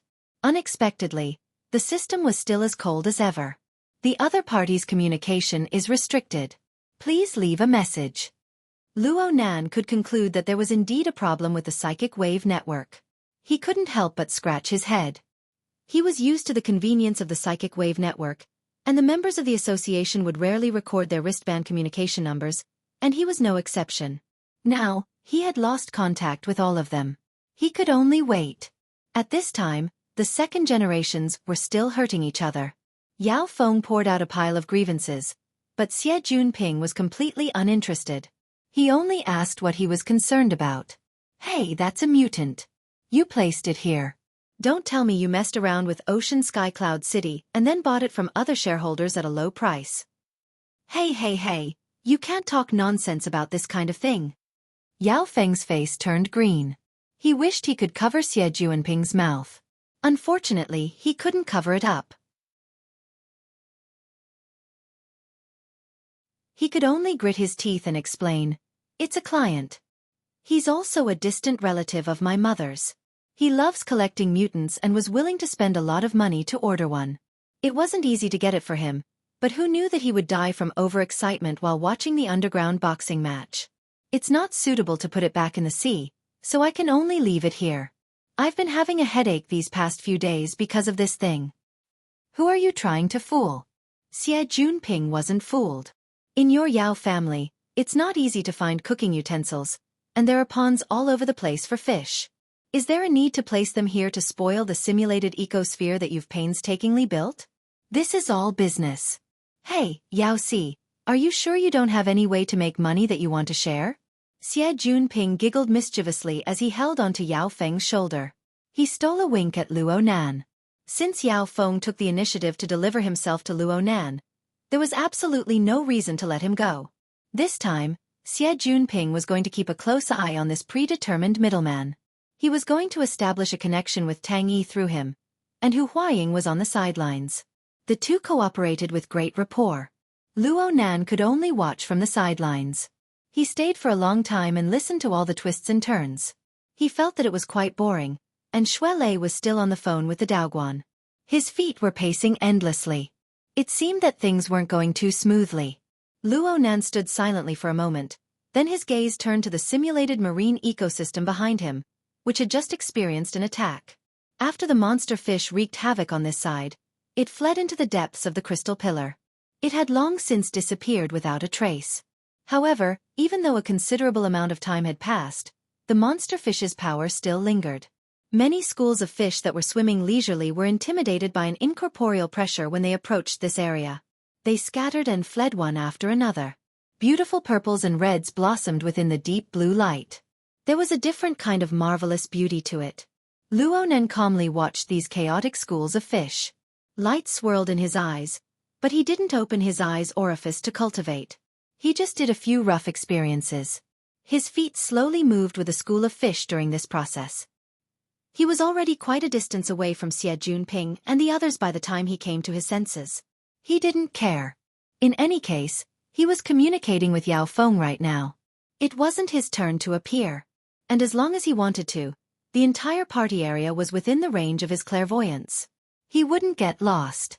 He tried to communicate with the psychic wave network, but it still hadn't recovered. He didn't think too much about it.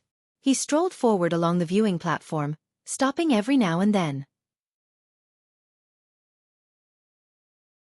His eyes observed the school of fish, and his mental senses went in and out. 2 different domains, 2 different modes. They were different, but because the sources of information overlapped, they displayed a marvelous corresponding relationship. Luonan walked halfway. The information on the mental plane and the material plane corresponded with each other, naturally triggering mutual interference. The magnitude of the interference was extremely small. It was perhaps 1,000 times weaker than the amount of soul strength transferred from the formatting barrier. However, the influence on the eye's orifice still existed in reality. Luonan's eye's orifice, what was even more rare was that it was unending. It had the wonderful effect of silently moistening things. The recovery speed of the water level of the eye's orifice also slowly increased. Luonan savored the subtleties within in detail. He was absent-minded for a time. This is a good thing, right?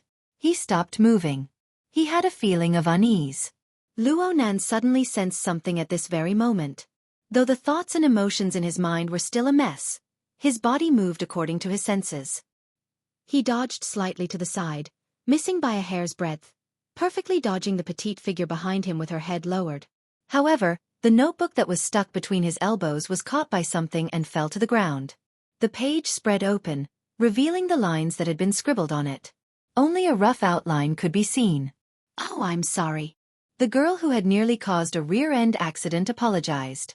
She combed her long hair and bent over to pick up the notebook that had fallen to the ground. Her fingertips touched the page of the notebook when she suddenly realized something. She raised her head in astonishment. "Junior Nan." Luonan grunted and responded, "Senior Sister Tian." What a coincidence. The person who brushed shoulders with Luonan was none other than Tian Si. She smiled as she picked up the notebook and handed it back to Luonan. "It's not exactly a coincidence. You'll always see it if you participate in this party." "Are you pretending to be a doctor?" Tian Si tilted her head slightly and sized up Luonan's attire. This caused the tablet she was carrying on her shoulder to sway slightly. Luonan gave her a glance and laughed. "Senior Sister is pretending to be a painter." He had studied for a period of time in a professional art foundational class when he was learning to sketch. He was no stranger to the attire of a professional. Tian Si was also very clever. She was still wearing the same attire she wore on campus. She just had an additional drawing clip, but she displayed a refined and gentle temperament. It was sublimated when contrasted with the tool. No one would be able to say that she was a female artist who had gone out to collect art. However, the drawing clip was most likely the thing that had just hung on the notebook. Tian Si replied with a smile, "I've always been in the Design Institute. Although I'm currently focused on industrial design, I did pursue some art in my early years." "How is it?" "Not bad. It's a good match." Luonan's words came from the bottom of his heart, but he had no intention of starting a conversation. He was currently in a restless state of mind. He said a few words out of courtesy and wanted to leave. Tian Si pursed her lips into a smile. She had the posture of having a long conversation. Junior brother Luo's attire is a bit strange. Luonan couldn't just ignore her words. He asked honestly, "What's strange about it?" "I just feel that junior brother Luo shouldn't be a doctor. It's purely a feeling." Tian Si's fingers playfully drew 2 circles around her temples. Then she pointed at the notebook that had just been delivered to Luonan's crook. "There's also this tool. It's a bit out of place." Luonan simply answered, "I carry it with me. I'm used to it." Luonan felt that it was truly strange for Tian Si to blurt out such meaningless words. The relationship between the two was superficial. Even if Tian Si wanted to find someone to chat with, she shouldn't have chosen him. Luonan's mind sensed something as soon as his thoughts reached this point. He focused his mind a bit and saw a young man in his early 20s behind Luonan. The young man's attire was basically similar to Luonan's. He was a doctor character with a tall and straight figure and a handsome appearance. However, the gaze that was cast in Luonan's direction was a bit unfriendly. Tian Si should be able to see this person from her angle, but she just acted as if she didn't know. She chatted with Luonan with a smile. Luonan looked at the expression and movements of the young doctor. He had more or less guessed what was going on. He shook his head in his mind. Tian Si leaned over. Was she expecting him to attract the firepower? None of the people who could participate in the 5 schools fellowship party were easy to deal with. He was young and not tall, so it would be a waste to use him as a shield. Just as he was pondering how to expose her, he heard Tianxi praise lightly. I took a second look just now. Junior brother Luo's foundation in drawing lines is very solid. 3 years later, if I can enter the School of Design and inherit my family's teachings, it will definitely be a story to be told. Homeschool? Luo Nan's mind trembled. His original thoughts scattered in an instant, leaving behind only chaotic emotions. He didn't know how to respond for a time. Tianxi put her hands together and made an apologetic gesture. I'm sorry, Junior brother Luo. I found it very strange last time at Frost River Reality. You were the only one with a different surname among the group of Mo family youngsters, so I asked Mo Chio a question. Then I heard Tianqi mention a few things about you that were circulating in their society. I was curious for a moment, so I looked up some information. Only then did I find out that you are the child of Senior Zhongheng and Senior Sister Qingwen. Yes, Luo Nan's parents had indeed studied at the School of Design. Tianxi's words about homeschool were completely correct. Tianxi took a step forward, her attitude becoming more intimate. Actually, I've been looking for an opportunity to thank you for the past few days. Luo Nan's mind was a bit numb. What? Some time ago, I wanted to choose a topic for my graduation project. I also wanted to apply to be Professor Pan Wen's graduate student, but I rejected several topics in a row. Tianxi cast her gaze on Luo Nan's face. She spoke softly. I really had no choice. Junior brother's matter just so happened to give me inspiration. I used Senior Sister Qingwen's coupling design theory from back in the day to do a new research topic.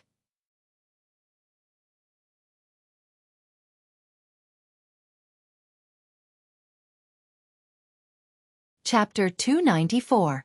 Luo Nan's mood was indescribable in a short dozen or so seconds.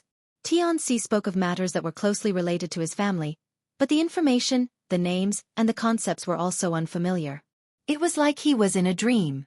He strove to merge into it, but he was always lacking a bit.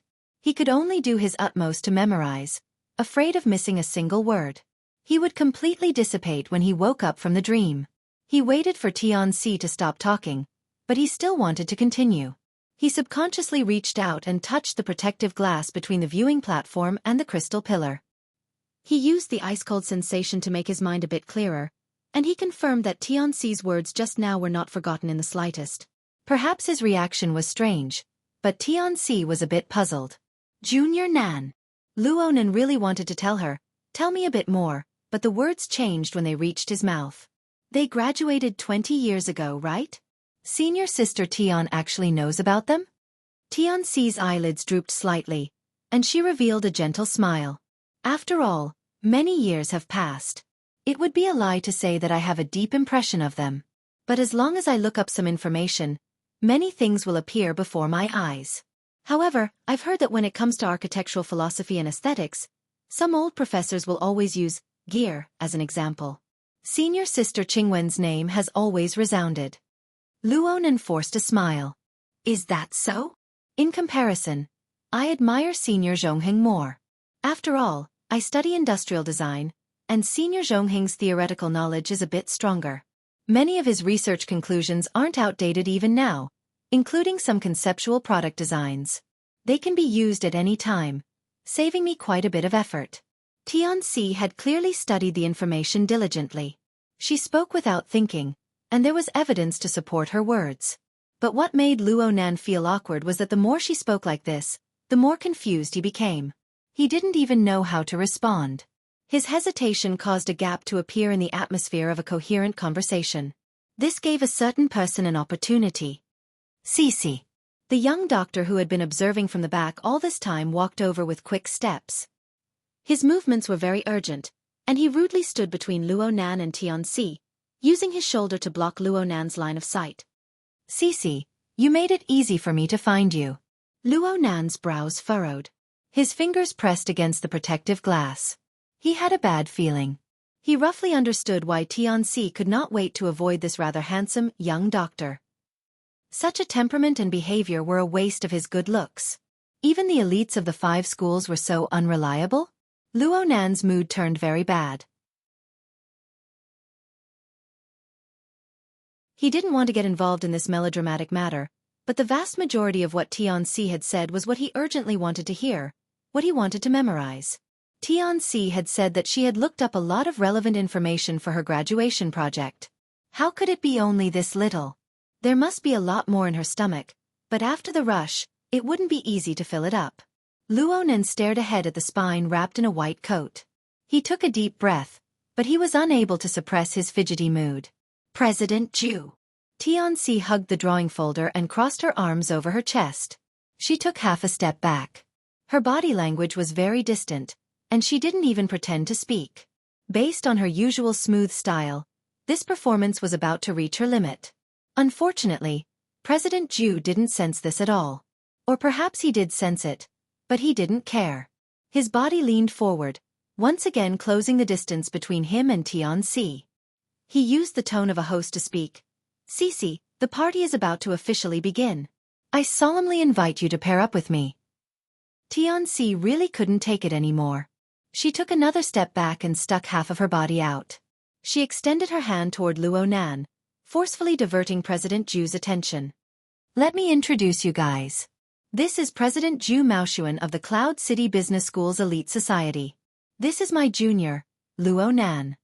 Zhu Maoshuan was very dissatisfied with Tianxi's body language, and he didn't like Luonan at all.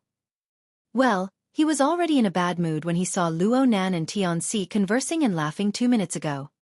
He had long since decided on a plan in his mind. Bullying juniors was no pressure for him.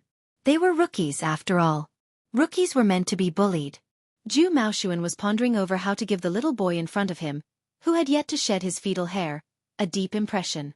On the other side, Tianxi did something that made him fly into a rage. This petite, gentle, and beautiful girl directly bypassed him to walk over to Luonan's side. She even hooked her arm around the little boy's. Apologies, President Zhu. I just promised Junior Nan that I would bring him along tonight. Junior Nan just arrived at the school not too long ago. This is his first time participating in this sort of activity. He's still scratching his head. Tianxi seemed to feel that the action of hooking her arm was a bit too intimate. She let go and patted Luonan on the shoulder. She was older than Luonan by 6 or 7 years, but she was a bit shorter in stature. Patting her like this was a bit humorous and pretentious. In this way, it had nothing to do with the feelings between a man and a woman. Tianxi's series of actions caused Zhu Maoshuan's expression to fluctuate between clear and dark. He was unable to fathom her relationship with Luonan. Naturally, he was quite angry in his heart after being refused by Tianxi. However, if this was really a senior sister looking after her junior brother, then he would forcefully interfere. Things would really get out of hand, and he would lose a bit of face. Oh, hold on.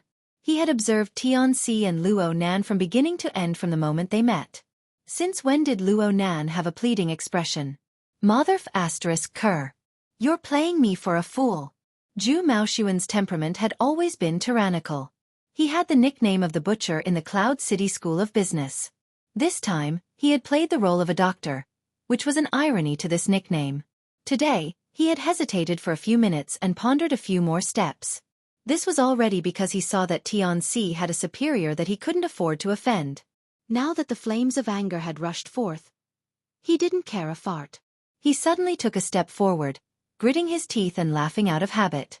The muscles on both sides of his handsome cheeks pulsed, instantly becoming fierce and malevolent. At the same time, he grabbed the collar of Luonan's white coat. Zhu Maoshuan was nearly a head taller than Luonan. His arms and legs were longer. He reached out, and the little rookie was stupefied. He didn't react at all. It would be far too eye-catching to grab Luonan by the collar and threaten him in a public place. Zhu Maoshuan was an experienced character in this field. Though he grabbed fiercely, he was actually just grabbing the corner of Luonan's collar. He shook and shook, exerting a bit of force, letting the inside of Luonan's collar rub against Luonan's neck. Junior brother Luo, right? To be able to dress the same way as you is also fate. Today we get to know each other. I will remember you well. Don't doubt me. My memory has always been quite good. I won't forget any face. Raise your head. Don't be like a girl. The vicious voice commanded Luonan to raise his head. At the same time, He used an exceptionally vicious gaze to stab Luo Nan. Senior's teachings are enough for you to enjoy for 10 years. You can't even say thank you. The voice came to a sudden stop. Luo Nan raised his head and locked gazes with Zhu Maoshuan. He looked into Zhu Maoshuan's eyes. His eyes went from vicious to scattered, and then from scattered to vacant. All of these changes actually happened in an instant. Luo Nan gently removed Zhu Maoshuan's stiff hand. Zhu Maoshuan was like a soulless puppet. His joints were all rusted away. Luo Nan frowned and increased his strength, causing Zhu Maoshuan to stagger backward. Zhu Maoshuan instantly came back to his senses. It was as if he had touched a viper with his outstretched hand. He suddenly pulled it back and even struck his own chest, hammering him until he grunted. He woke up a bit and wanted to get angry again, but his heart trembled when he saw Luo Nan's gaze. He opened his mouth, but he didn't say anything. He just turned around and walked away. Zhu Maoshuan walked far away, and he became a bit more clear-headed. He turned his head, wanting to come back, but he didn't have the courage. He could only extend his hand and point at Luo Nan. In the end, he left hatefully. Tianxi, who stood to the side, looked like she was watching an absurd play. She was unable to discern any logic from the beginning to the end. It was as if the boorish and troublesome Zhu Maoshuan had been possessed. He inexplicably dispersed his ferocity and walked away with his tail between his legs. What did Luo Nan do during this time? Tianxi only came back to her senses after being stunned for a full 5 seconds. She hastily apologized to Luo Nan. I'm sorry, junior brother Luo. Just now I was. Senior sister is very popular. Luo Nan didn't wish for the topic to stray too far. He spoke a few polite words, and then he didn't continue. He hoped that Tianxi would continue to talk about matters related to his mother. It would be fine even if she added that person. However, Tianxi's mood was still affected by this matter. Her eyes drooped in a daze for a moment, and she looked at the trembling water within the crystal pillar. She suddenly sighed with emotion. The scenery of the crystal pillar looks like a dream from afar. But when you look at it too much, it's nothing more than this. Just like this person. He looks limitless on the surface, but he's actually quite unbearable. Luo Nan didn't respond. He didn't hear the information he wanted to hear. He wasn't interested in Tianxi's situation or her state of mind. He just felt vexed in his heart. For the sake of calming his mood, he imitated Tianxi and looked at the ripples within the crystal pillar. Luo Nan's heart lantern of the eye's orifice had yet to reach the realm of small success over the past few days of cultivation, but his gaze had become much sharper. He saw that the swaying seawater had more or less returned to its original color when it approached the crystal pillar. However, it wasn't particularly clear. Fine impurities seeped within, undulating and floating. Upon closer inspection, the vast majority of the impurities were the shedding, fragmented body tissues, and excrement of sea creatures. Luo Nan's gaze extended into the distance, and he saw shoals of fish stirring within the deep waters. The beautiful colors of nature attracted the visiting tourists to take pictures. Very few people thought that the impurities in the water originated from this place. There was a considerable portion of the impurities inside, and it was left behind by a crude predator like the devil ray. It looked dirty and messy, but there was an old saying, there are no fish when the water is too clear. There were also microorganisms, algae, and small fish and shrimp that surrounded the impurities in the marine ecosphere. These links formed one after another, connecting head to tail. They formed a tight and indispensable chain. If a link was missing and there was no competent human intervention, the consequences would never be too good.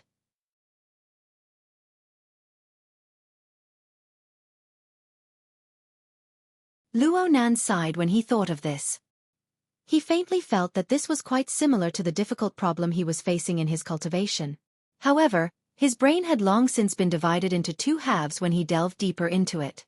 He was unable to think of anything, and his mood became even worse. He didn't want to beat around the bush in his vexation. He was prepared to go straight to the point and ask this senior sister to tell him everything she knew. Tianxi found a new connection point amidst her sorrow at this time. She suddenly turned her face around, and her delicate and charming face recovered its usual smile.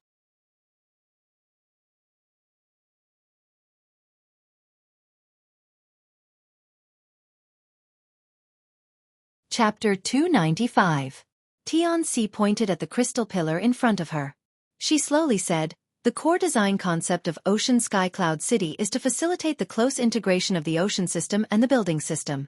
Dynamics, data, ecology, and other elements are effectively connected. This is also an important part of senior sister Qingwen's coupling design." Luo Nan's gaze cut across the crystal pillar and the complex structure of the building. He used his mental senses to observe more specifically, but the more he did so, the more confused he became.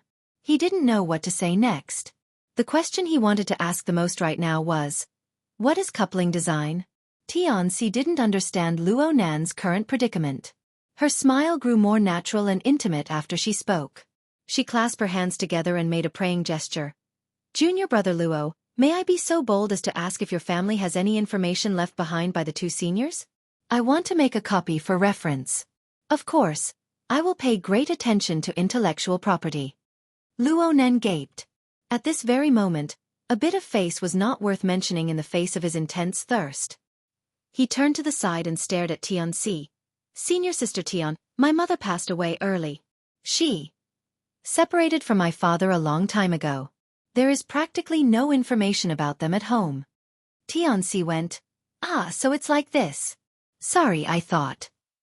Luo Nan interrupted her before she could finish speaking. He spoke urgently. "Senior sister, can you give me a copy of the information you collected? I really need it. I really do." Tianxi suddenly understood what Zhu Maoshuan was feeling when she was enveloped by Luo Nan's gaze. Luo Nan's eyes were a mess of color under the deep blue light, but there was an indescribable pressure that penetrated her. It was as if a layer of raging flames had burned through her eyes and heart. It made her want to close her eyes in haste, and her heartbeat sped up. Tianxi was a member of the Mutual Assistance Association. Her ability to express herself had always been her forte.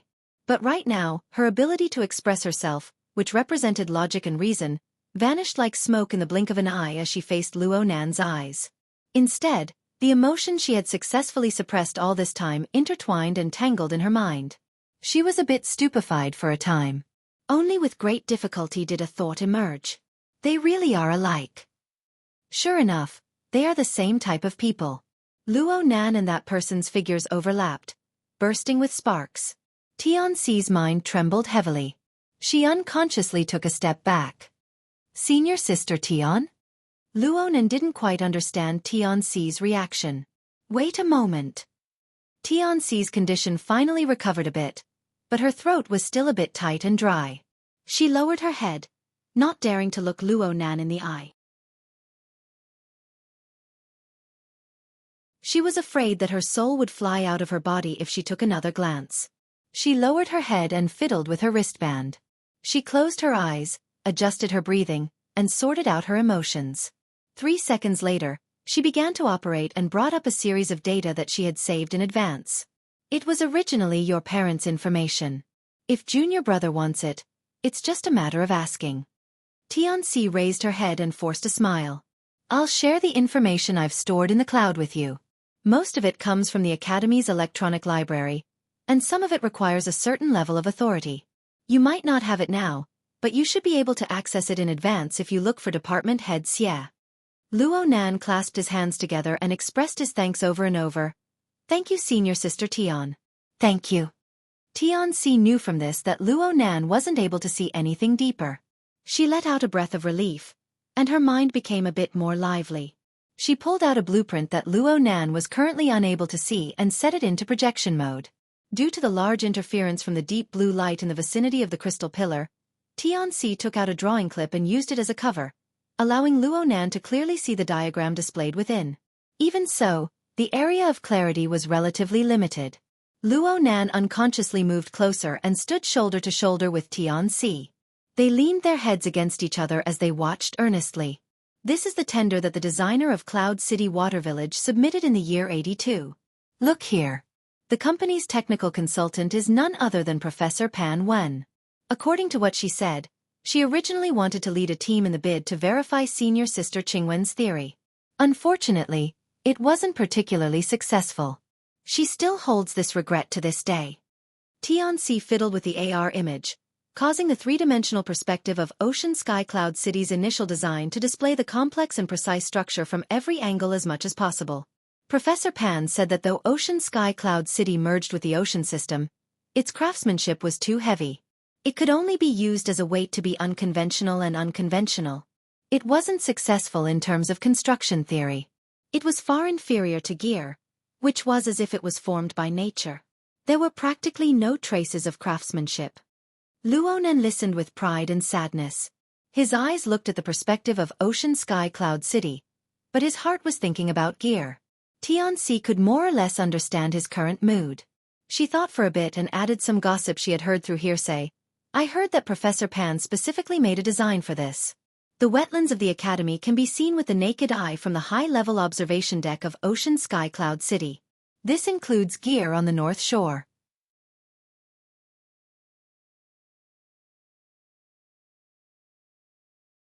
The two buildings, one high and one low, mutually reflect each other. Really? Tianxi hadn't even finished speaking when Luonan impatiently interrupted her. Tianxi didn't think he was being rude. She just said, Cloud City Water Village has a set of ring-shaped buildings. Aside from the main building, only Ocean Sky Cloud City just happens to face the Academy. There aren't any other high-level buildings blocking one's line of sight. The height and angle are all decent. There should be some basis to this.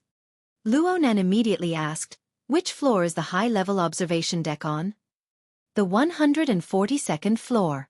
Junior wants to go see it? Luonan nodded.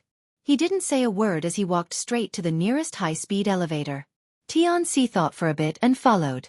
Compared to Luonan's undistracted state of mind, her gaze shuttled back and forth among the stream of people on the floor, searching for the target in her heart. She didn't expect that she wouldn't be able to find her target. She saw Zhu Maoshuan, who had just left in a sorry state, walk over with large strides with a gloomy expression. There were a few people by his side who had similarly unkind expressions. It can't be to the extent of getting into a brawl at a party. Tianxi found it hard to imagine such a scene. She couldn't help but feel fear in her heart. She wanted to find the location of the security guards, but she unfortunately bumped into Zhu Maoshuan's line of sight in the distance. Her heart panicked. The muscles on Zhu Maoshuan's cheeks pulsed. He said something to the people by his side, and his feet sped up. Ding! The bell rang. Luonan had already pressed the button to open the door of the high-speed elevator and stepped inside. Tianxi whispered, "Wait for me." She chased after him in 3 steps. Her drawing clip slid from her shoulder to her elbow, and it bumped into the edge of the elevator as it swayed. She gasped slightly, "Hurry, Zhu Maoshuan!" Just as she started speaking, a muffled rumble sounded from the floor.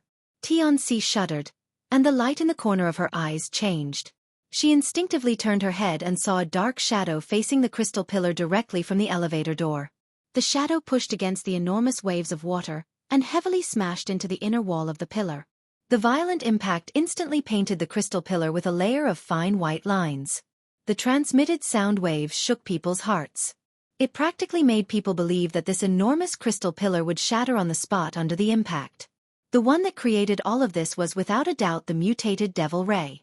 The participants who were observing the shoals of fish cried out in alarm practically in unison. Such a scene was even more frightening than the one just now. Moreover, the Devil Ray's behavior was much more berserk than before.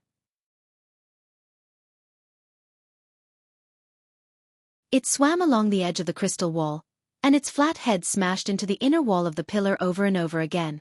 It was filled with restless emotions. Its body was enormous, and its force of impact was tremendous. There were clearly 2 layers of protection between them, but no one actually dared to approach. They were afraid that this monster would break through the protective layer and swallow them whole. Tianxi instinctively covered her mouth, suppressing the cry of alarm back into her throat. The elevator door immediately closed. Luonan swept a few glances at the crystal pillar before lowering his gaze to look straight at his own toes.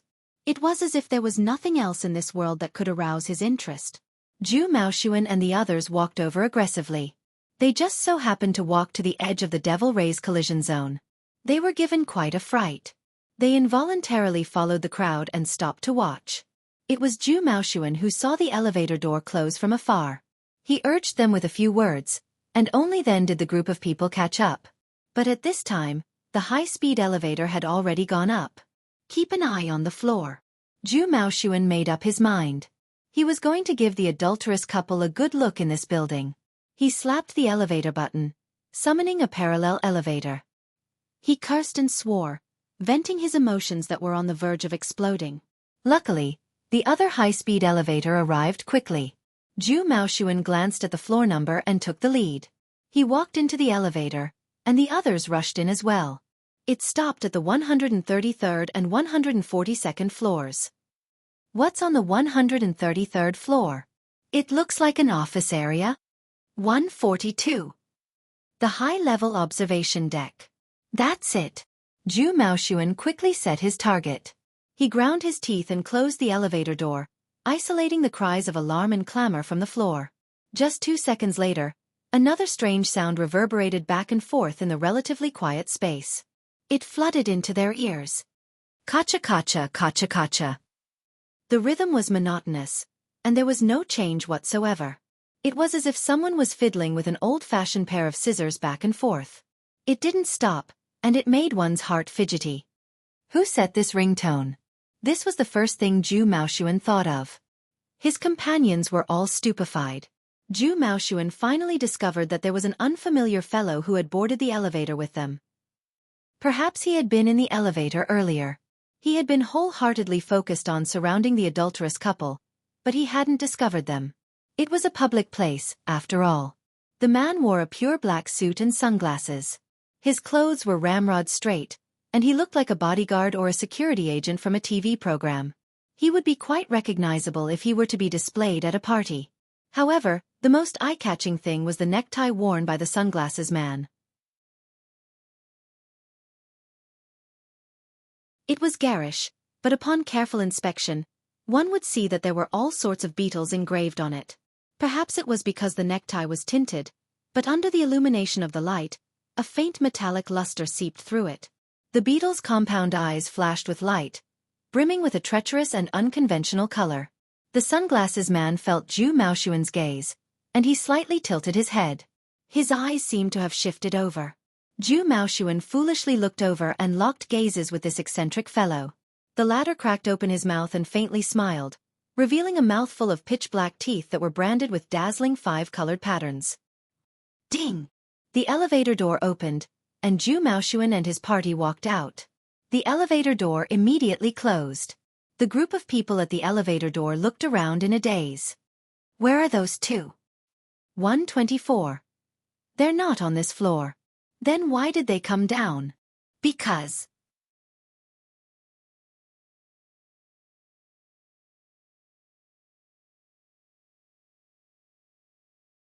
Chapter 296. Luo Nan's elevator stopped at the 133rd floor. Everyone else went down, leaving only Luo Nan and Tianxi. The number of floors rapidly jumped up. It looked like the elevator was going to be silent all the way until he suddenly spoke.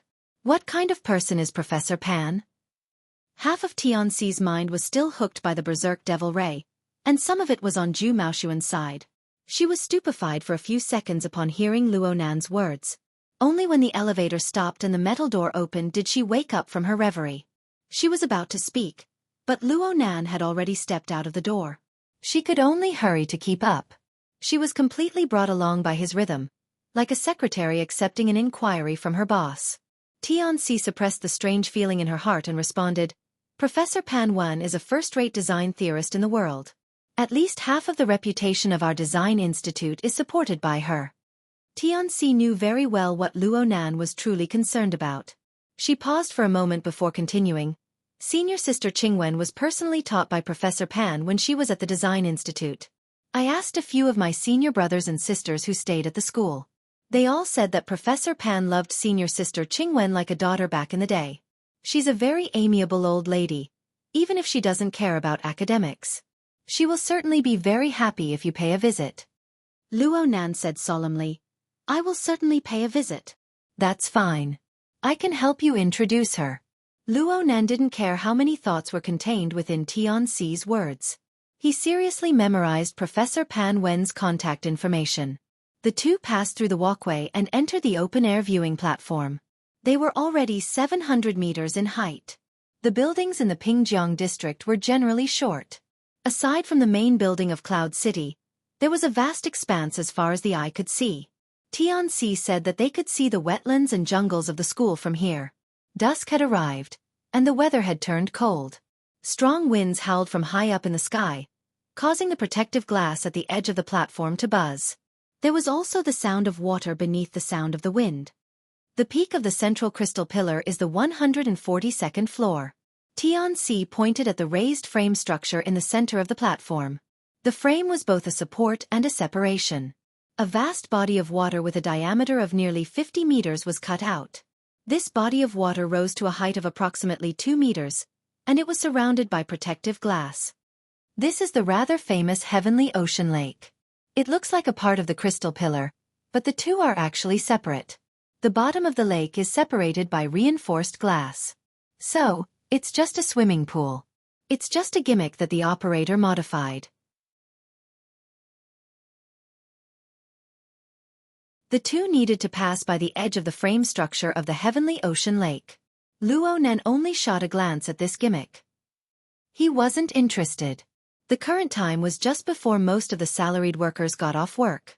The sky was getting dark, and there weren't many people on the viewing platform, making it seem a little deserted. Luo Nan identified his direction a bit and walked to the edge of the viewing platform. He cast his gaze in the direction of the academy.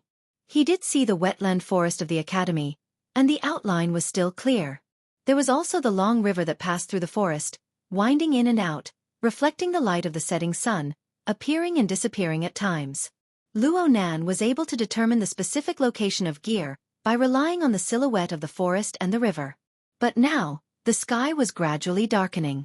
Separated by a distance of more than 10 kilometers, that single building was really like a small component, lost in the shadows of the boundless jungle, difficult to find.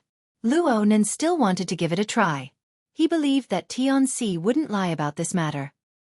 He wanted to use his spiritual sense, but in this situation, his spiritual clairvoyance, which had always been successful, didn't seem to be as far as his vision. It's too late. My field of view is limited. But there are viewing mirrors here. I should be able to see. Tianxi pointed to a row of high-powered viewing binoculars at the edge. These were specially prepared for tourists, and there were only 2 or 3 people using them right now. Luo Nan didn't say a word. He walked forward, moved his head to take a look, and then stood up straight. Tianxi carefully observed. Is it not okay? Luo Nan shook his head. The oppressive world he saw through the limited field of view through the binoculars was absolutely not the feeling he needed. He stood stupidly at the edge of the viewing platform for 7 or 8 seconds. Then he suddenly spoke without any warning. Coupling design. What in the world is this? He had a general understanding of the definition of coupling. It referred to the interaction and linkage phenomenon between various systems. But what did it specifically refer to in his mother's architectural theory? Tianxi had to answer this question. She grew all the more cautious and cautious.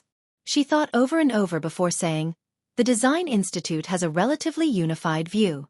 It is a new interpretation of the classical Eastern philosophy of man and nature are one.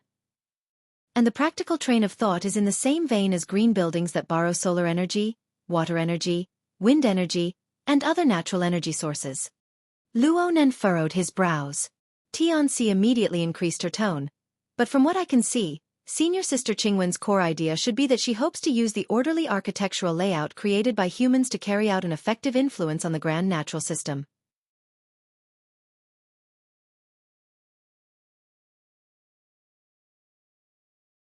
And the level involved in this influence method is incomparable to green buildings in the traditional sense.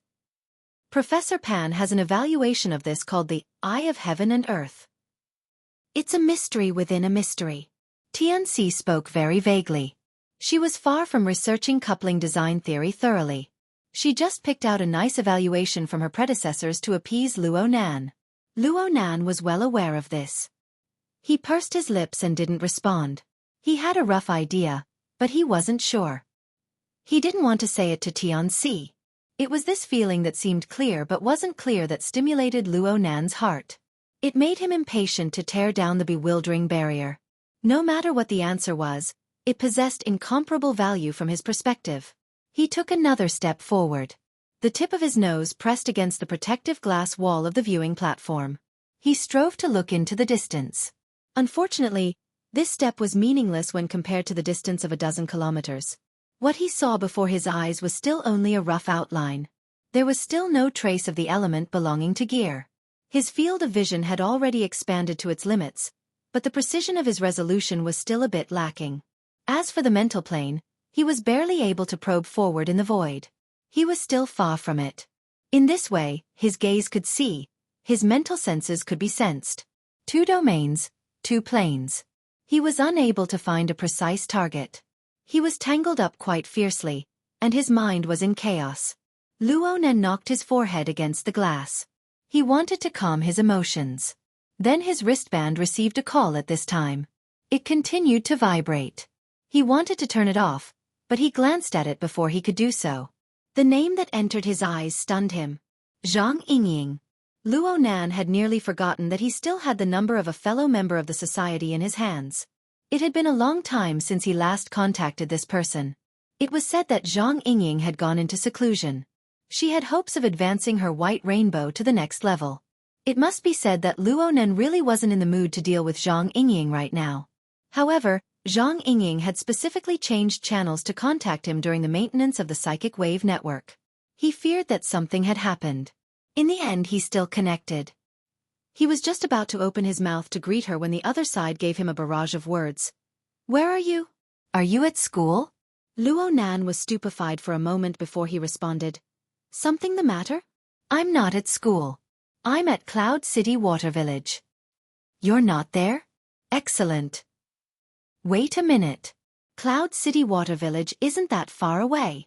Zhang Yingying's voice rose in pitch. She immediately asked, "What about Shuelei? Is Shuelei with you?" Though the distance was a bit far, it still counted. Luo Nan gave a vague response. Zhang Yingying clearly let out a sigh of relief. "What kind of mode did you set up?" "The secretary asked me for your number, but she couldn't get through. In the end, she even asked me to tell her. When will you let people be a bit less worried?" Luo Nan sweated a bit. He had listened to He Yuan's advice to concentrate on cultivation, and had modified the settings of the Hexa ear. He had also conveniently set the wristband's communication to restricted mode. He only allowed contacts who had already been recorded to enter. He never thought that a problem would crop up. Zhang Yingying grumbled a few words, and her tone deliberately turned serious. "Listen carefully. I'm just passing on the secretary's words." "What's wrong?" "Trouble's coming. I don't know what the investigation team from headquarters heard, or maybe someone misled them. Right now, they are completely convinced that you are a key figure in the Frost River reality incident and that you know a few secrets. They want to dig out information from you and summon you for interrogation." "Interrogation? They want to interrogate me?" Luo Nan's mood was originally very anxious. He couldn't help but laugh when he heard this. What kind of play was this? It's the usual style of headquarters bureaucrats. There's nothing strange about it. Zhang Yingying's words were filled with disdain. She immediately snorted and said, "Of course President Ouyang refuted this unreasonable request. But this group of people won't give up. They used the high-level privileges in their hands to create a malfunction, forcing the psychic wave network to disconnect for maintenance. President Ouyang just let them mess around? Shut up and listen to me. Time difference. Do you understand time difference? You're a rookie who hasn't even passed basic training. You probably won't even know what's going on when you encounter those guys who are proficient in torture and interrogation. Then you'll pour out everything in your belly." Luo Nan asked curiously, "Hold on. You're saying that they've already come to find me? At school?" "Nonsense. Otherwise, why would we have called you in such a hurry? Right now headquarters has already sent people out. There might be reinforcements here in Xia City as well. For this group of people, as long as they don't take your little life, then even if their methods are too extreme and produce some minor repercussions, President Ouyang and our boss won't be able to kill them. Naturally, they'll be unscrupulous." Zhang Yingying spoke faster and faster. "On the contrary, as long as you're under the protection of the branch, they won't dare to act forcefully in order to avoid things getting out of hand. Right now the psychic wave network is disconnected, and the branch is in a complete mess. We don't know who can rush over to help you first. Luckily, Xuelei is here. That fellow's abilities are worth trusting. How about this?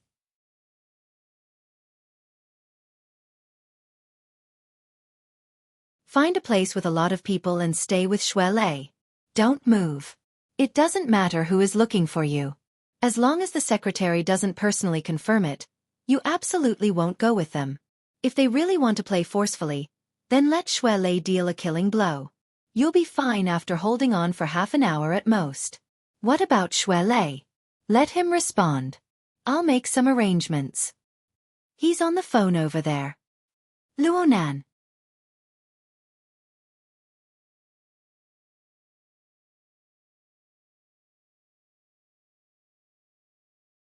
Chapter 297.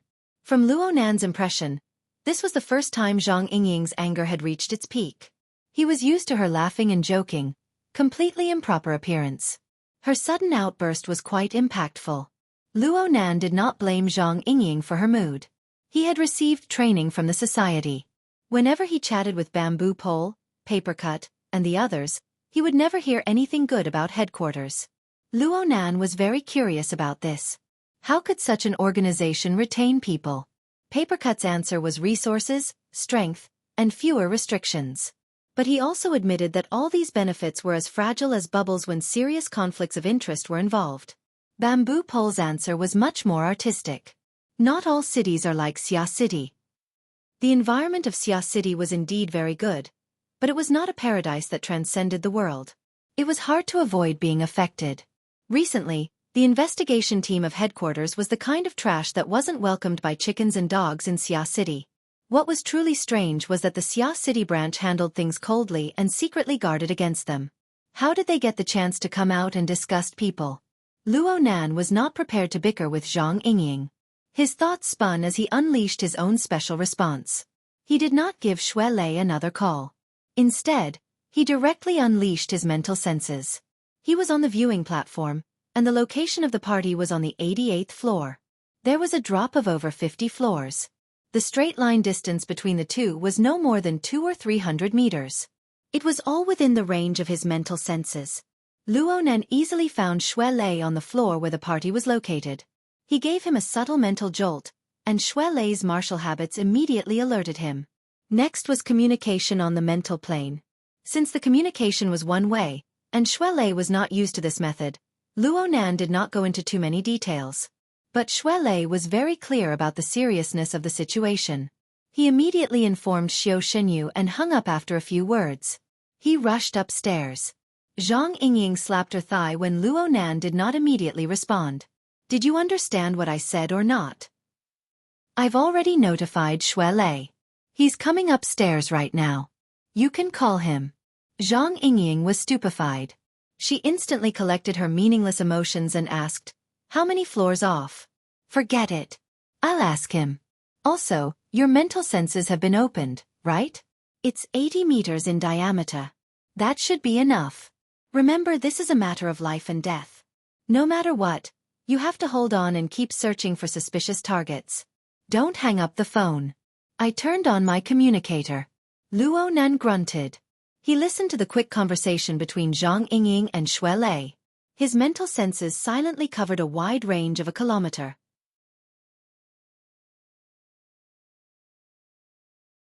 The magnificent scene of the Milky Way unfolded in his mind.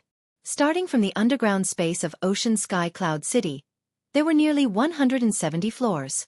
The life sketches of tens of thousands of creatures lit up layer by layer. Stars filled the sky, dense and numerous. Actually, Luonan could ignore the vast majority of these areas. He just needed to search for the areas that his mental senses were unable to penetrate. The speed at which the answer appeared exceeded his expectations. It was the high-speed elevator that he had taken before. The elevator next to it was shrouded in a gloomy, dark fog, and a few stars were faintly discernible. At this time, the suspicious elevator had already reached the 130th floor, which was the office area of a multinational corporation. Someone had pressed the button to open the elevator. It had paused for a while, but it would soon resume its upward state. Luonan let out a breath. Not too good. Zhang Yingying immediately replied, "What happened? There are indeed people coming up, but their strength is unknown. Avoid them. Utilize the advantage of your senses. Don't come face to face with them. If they have sensing abilities and you really can't avoid them, then enter the crowd. Don't give those fellows the chance to make a move." Luo Nan looked around the viewing platform, his lips silently grinning. Right now, there were very few figures on the platform. The so-called crowd certainly didn't exist. Even if it did, he wasn't willing to use innocent people as shields. Finally, he cast his gaze towards the increasingly dusky sky. It would be hard for him to unearth a new secret of gear today no matter what. Speaking of which, he seemed to lack a kind of intuition inherited from his bloodline. This son of his was unqualified. Wasn't that right? This unreasonable thought caused the emotions in his heart to tumble a few more times. He smacked the protective glass heavily, and this action startled Tian-Si. "Junior?" Luo Nan didn't have the mood to give her an explanation right now. He simply said, "Let's go." Tian-Si was stunned. Luo Nan's current behavior and attitude were extremely odd, but she was smart and didn't plan on saying much. She just gave a soft grunt of agreement, taking on a submissive attitude that said, "I'll let you decide." Zhang Yingying was quite baffled as well. "You're still leading someone? Who is it?" Luo Nan didn't respond. He led Tian-Si toward the elevator area with large strides. Given the speed of the elevator, he could still avoid the unidentified fellow. But halfway there, a new element appeared within the range of his mental senses. Luo Nan's footsteps suddenly stopped. His mental senses were focused on the crystal pillar. This enormous pillar had a diameter of 120 meters. Tens of thousands of marine life were placed within it, but 99% of them were muddle-headed. Their life sketches were also scattered. He could just ignore them. There was only a single devil ray. Because it was a mutant, it had a powerful aura, and it didn't know how to conceal itself.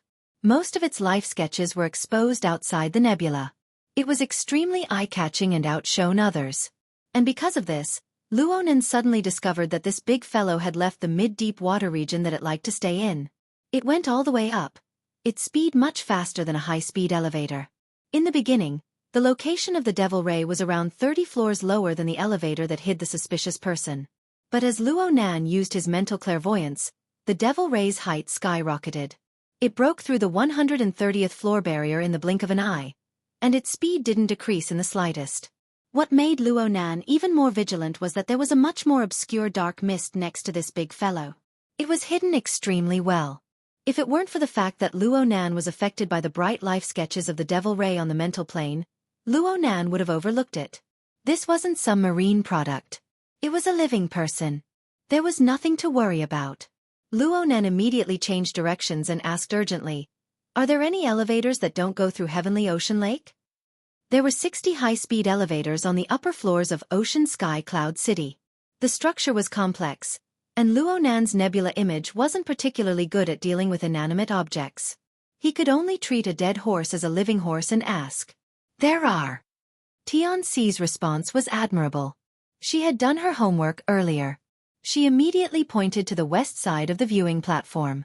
"There's a row over there. Walk faster. We'll split up when we get there." Tian-Si was practically jogging under Luo Nan's urging. She was a bit out of breath. "Is Zhu Maoshuan and the others coming up? I'm sorry. It's none of your business." Luo Nan made Tian-Si shut her mouth. "You're still acting all high and mighty.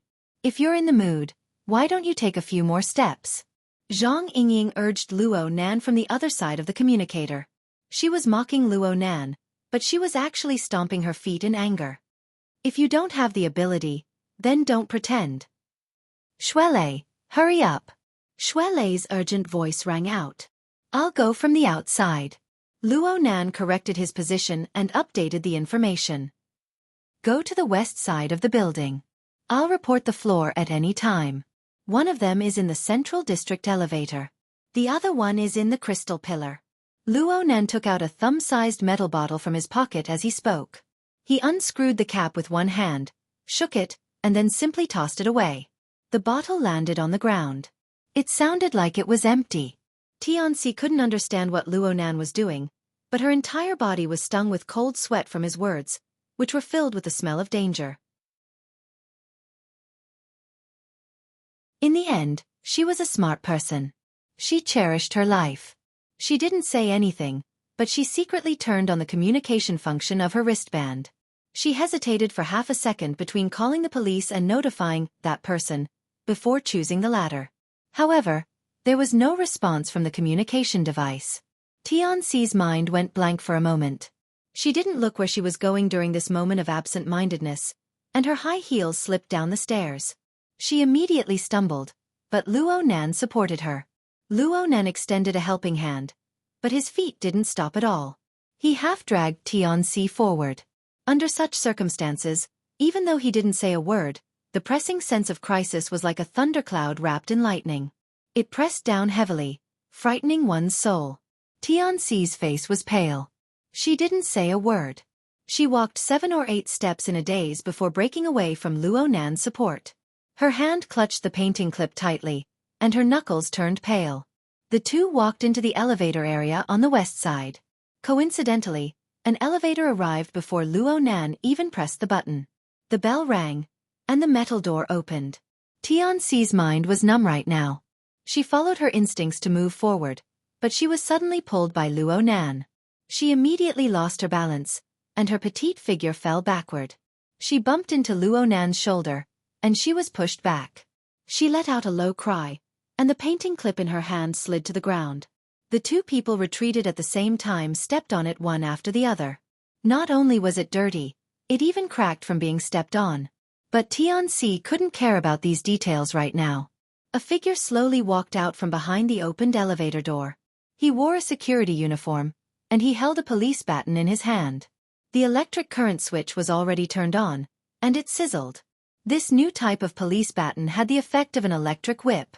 Sparks could be seen flickering. The leaping arcs of electricity possessed an absolute deterrent force from Tianxi's perspective.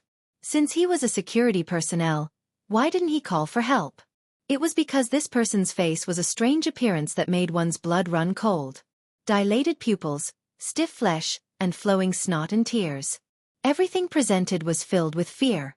The corner of his mouth split open, twitching upwards. Just looking at this part of his face made it seem like he was grinning in laughter. His face was forcefully inserted with completely opposite emotions. From Tianxi's perspective, this scene was even more terrifying than the scene of the devil ray charging into the crystal pillar. At the very least, that electric baton was real. He's crazy, Tianxi moaned. The crazy security guard's throat emitted a strange ho-ho sound just as Tianxi's voice fell. He exerted force with his feet, brandishing the electric baton as he charged over. Tianxi let out a short cry of alarm, and her body shrunk behind Luo Nan. Just as she hid in the shadows behind Luo Nan's back, the muffled sound of a heavy object smashing into something rang out. There was also the sound of something rolling. Luo Nan's figure stood steadily without moving, and he continued to cover the space in front of him. Tianxi breathed in with great effort to restore her calm. She vaguely heard Luo Nan say something in a low voice. You're tuning in to the Xiaofan's Wuxia Tales YouTube channel. Don't forget to subscribe and join us on this journey to catch the most captivating stories.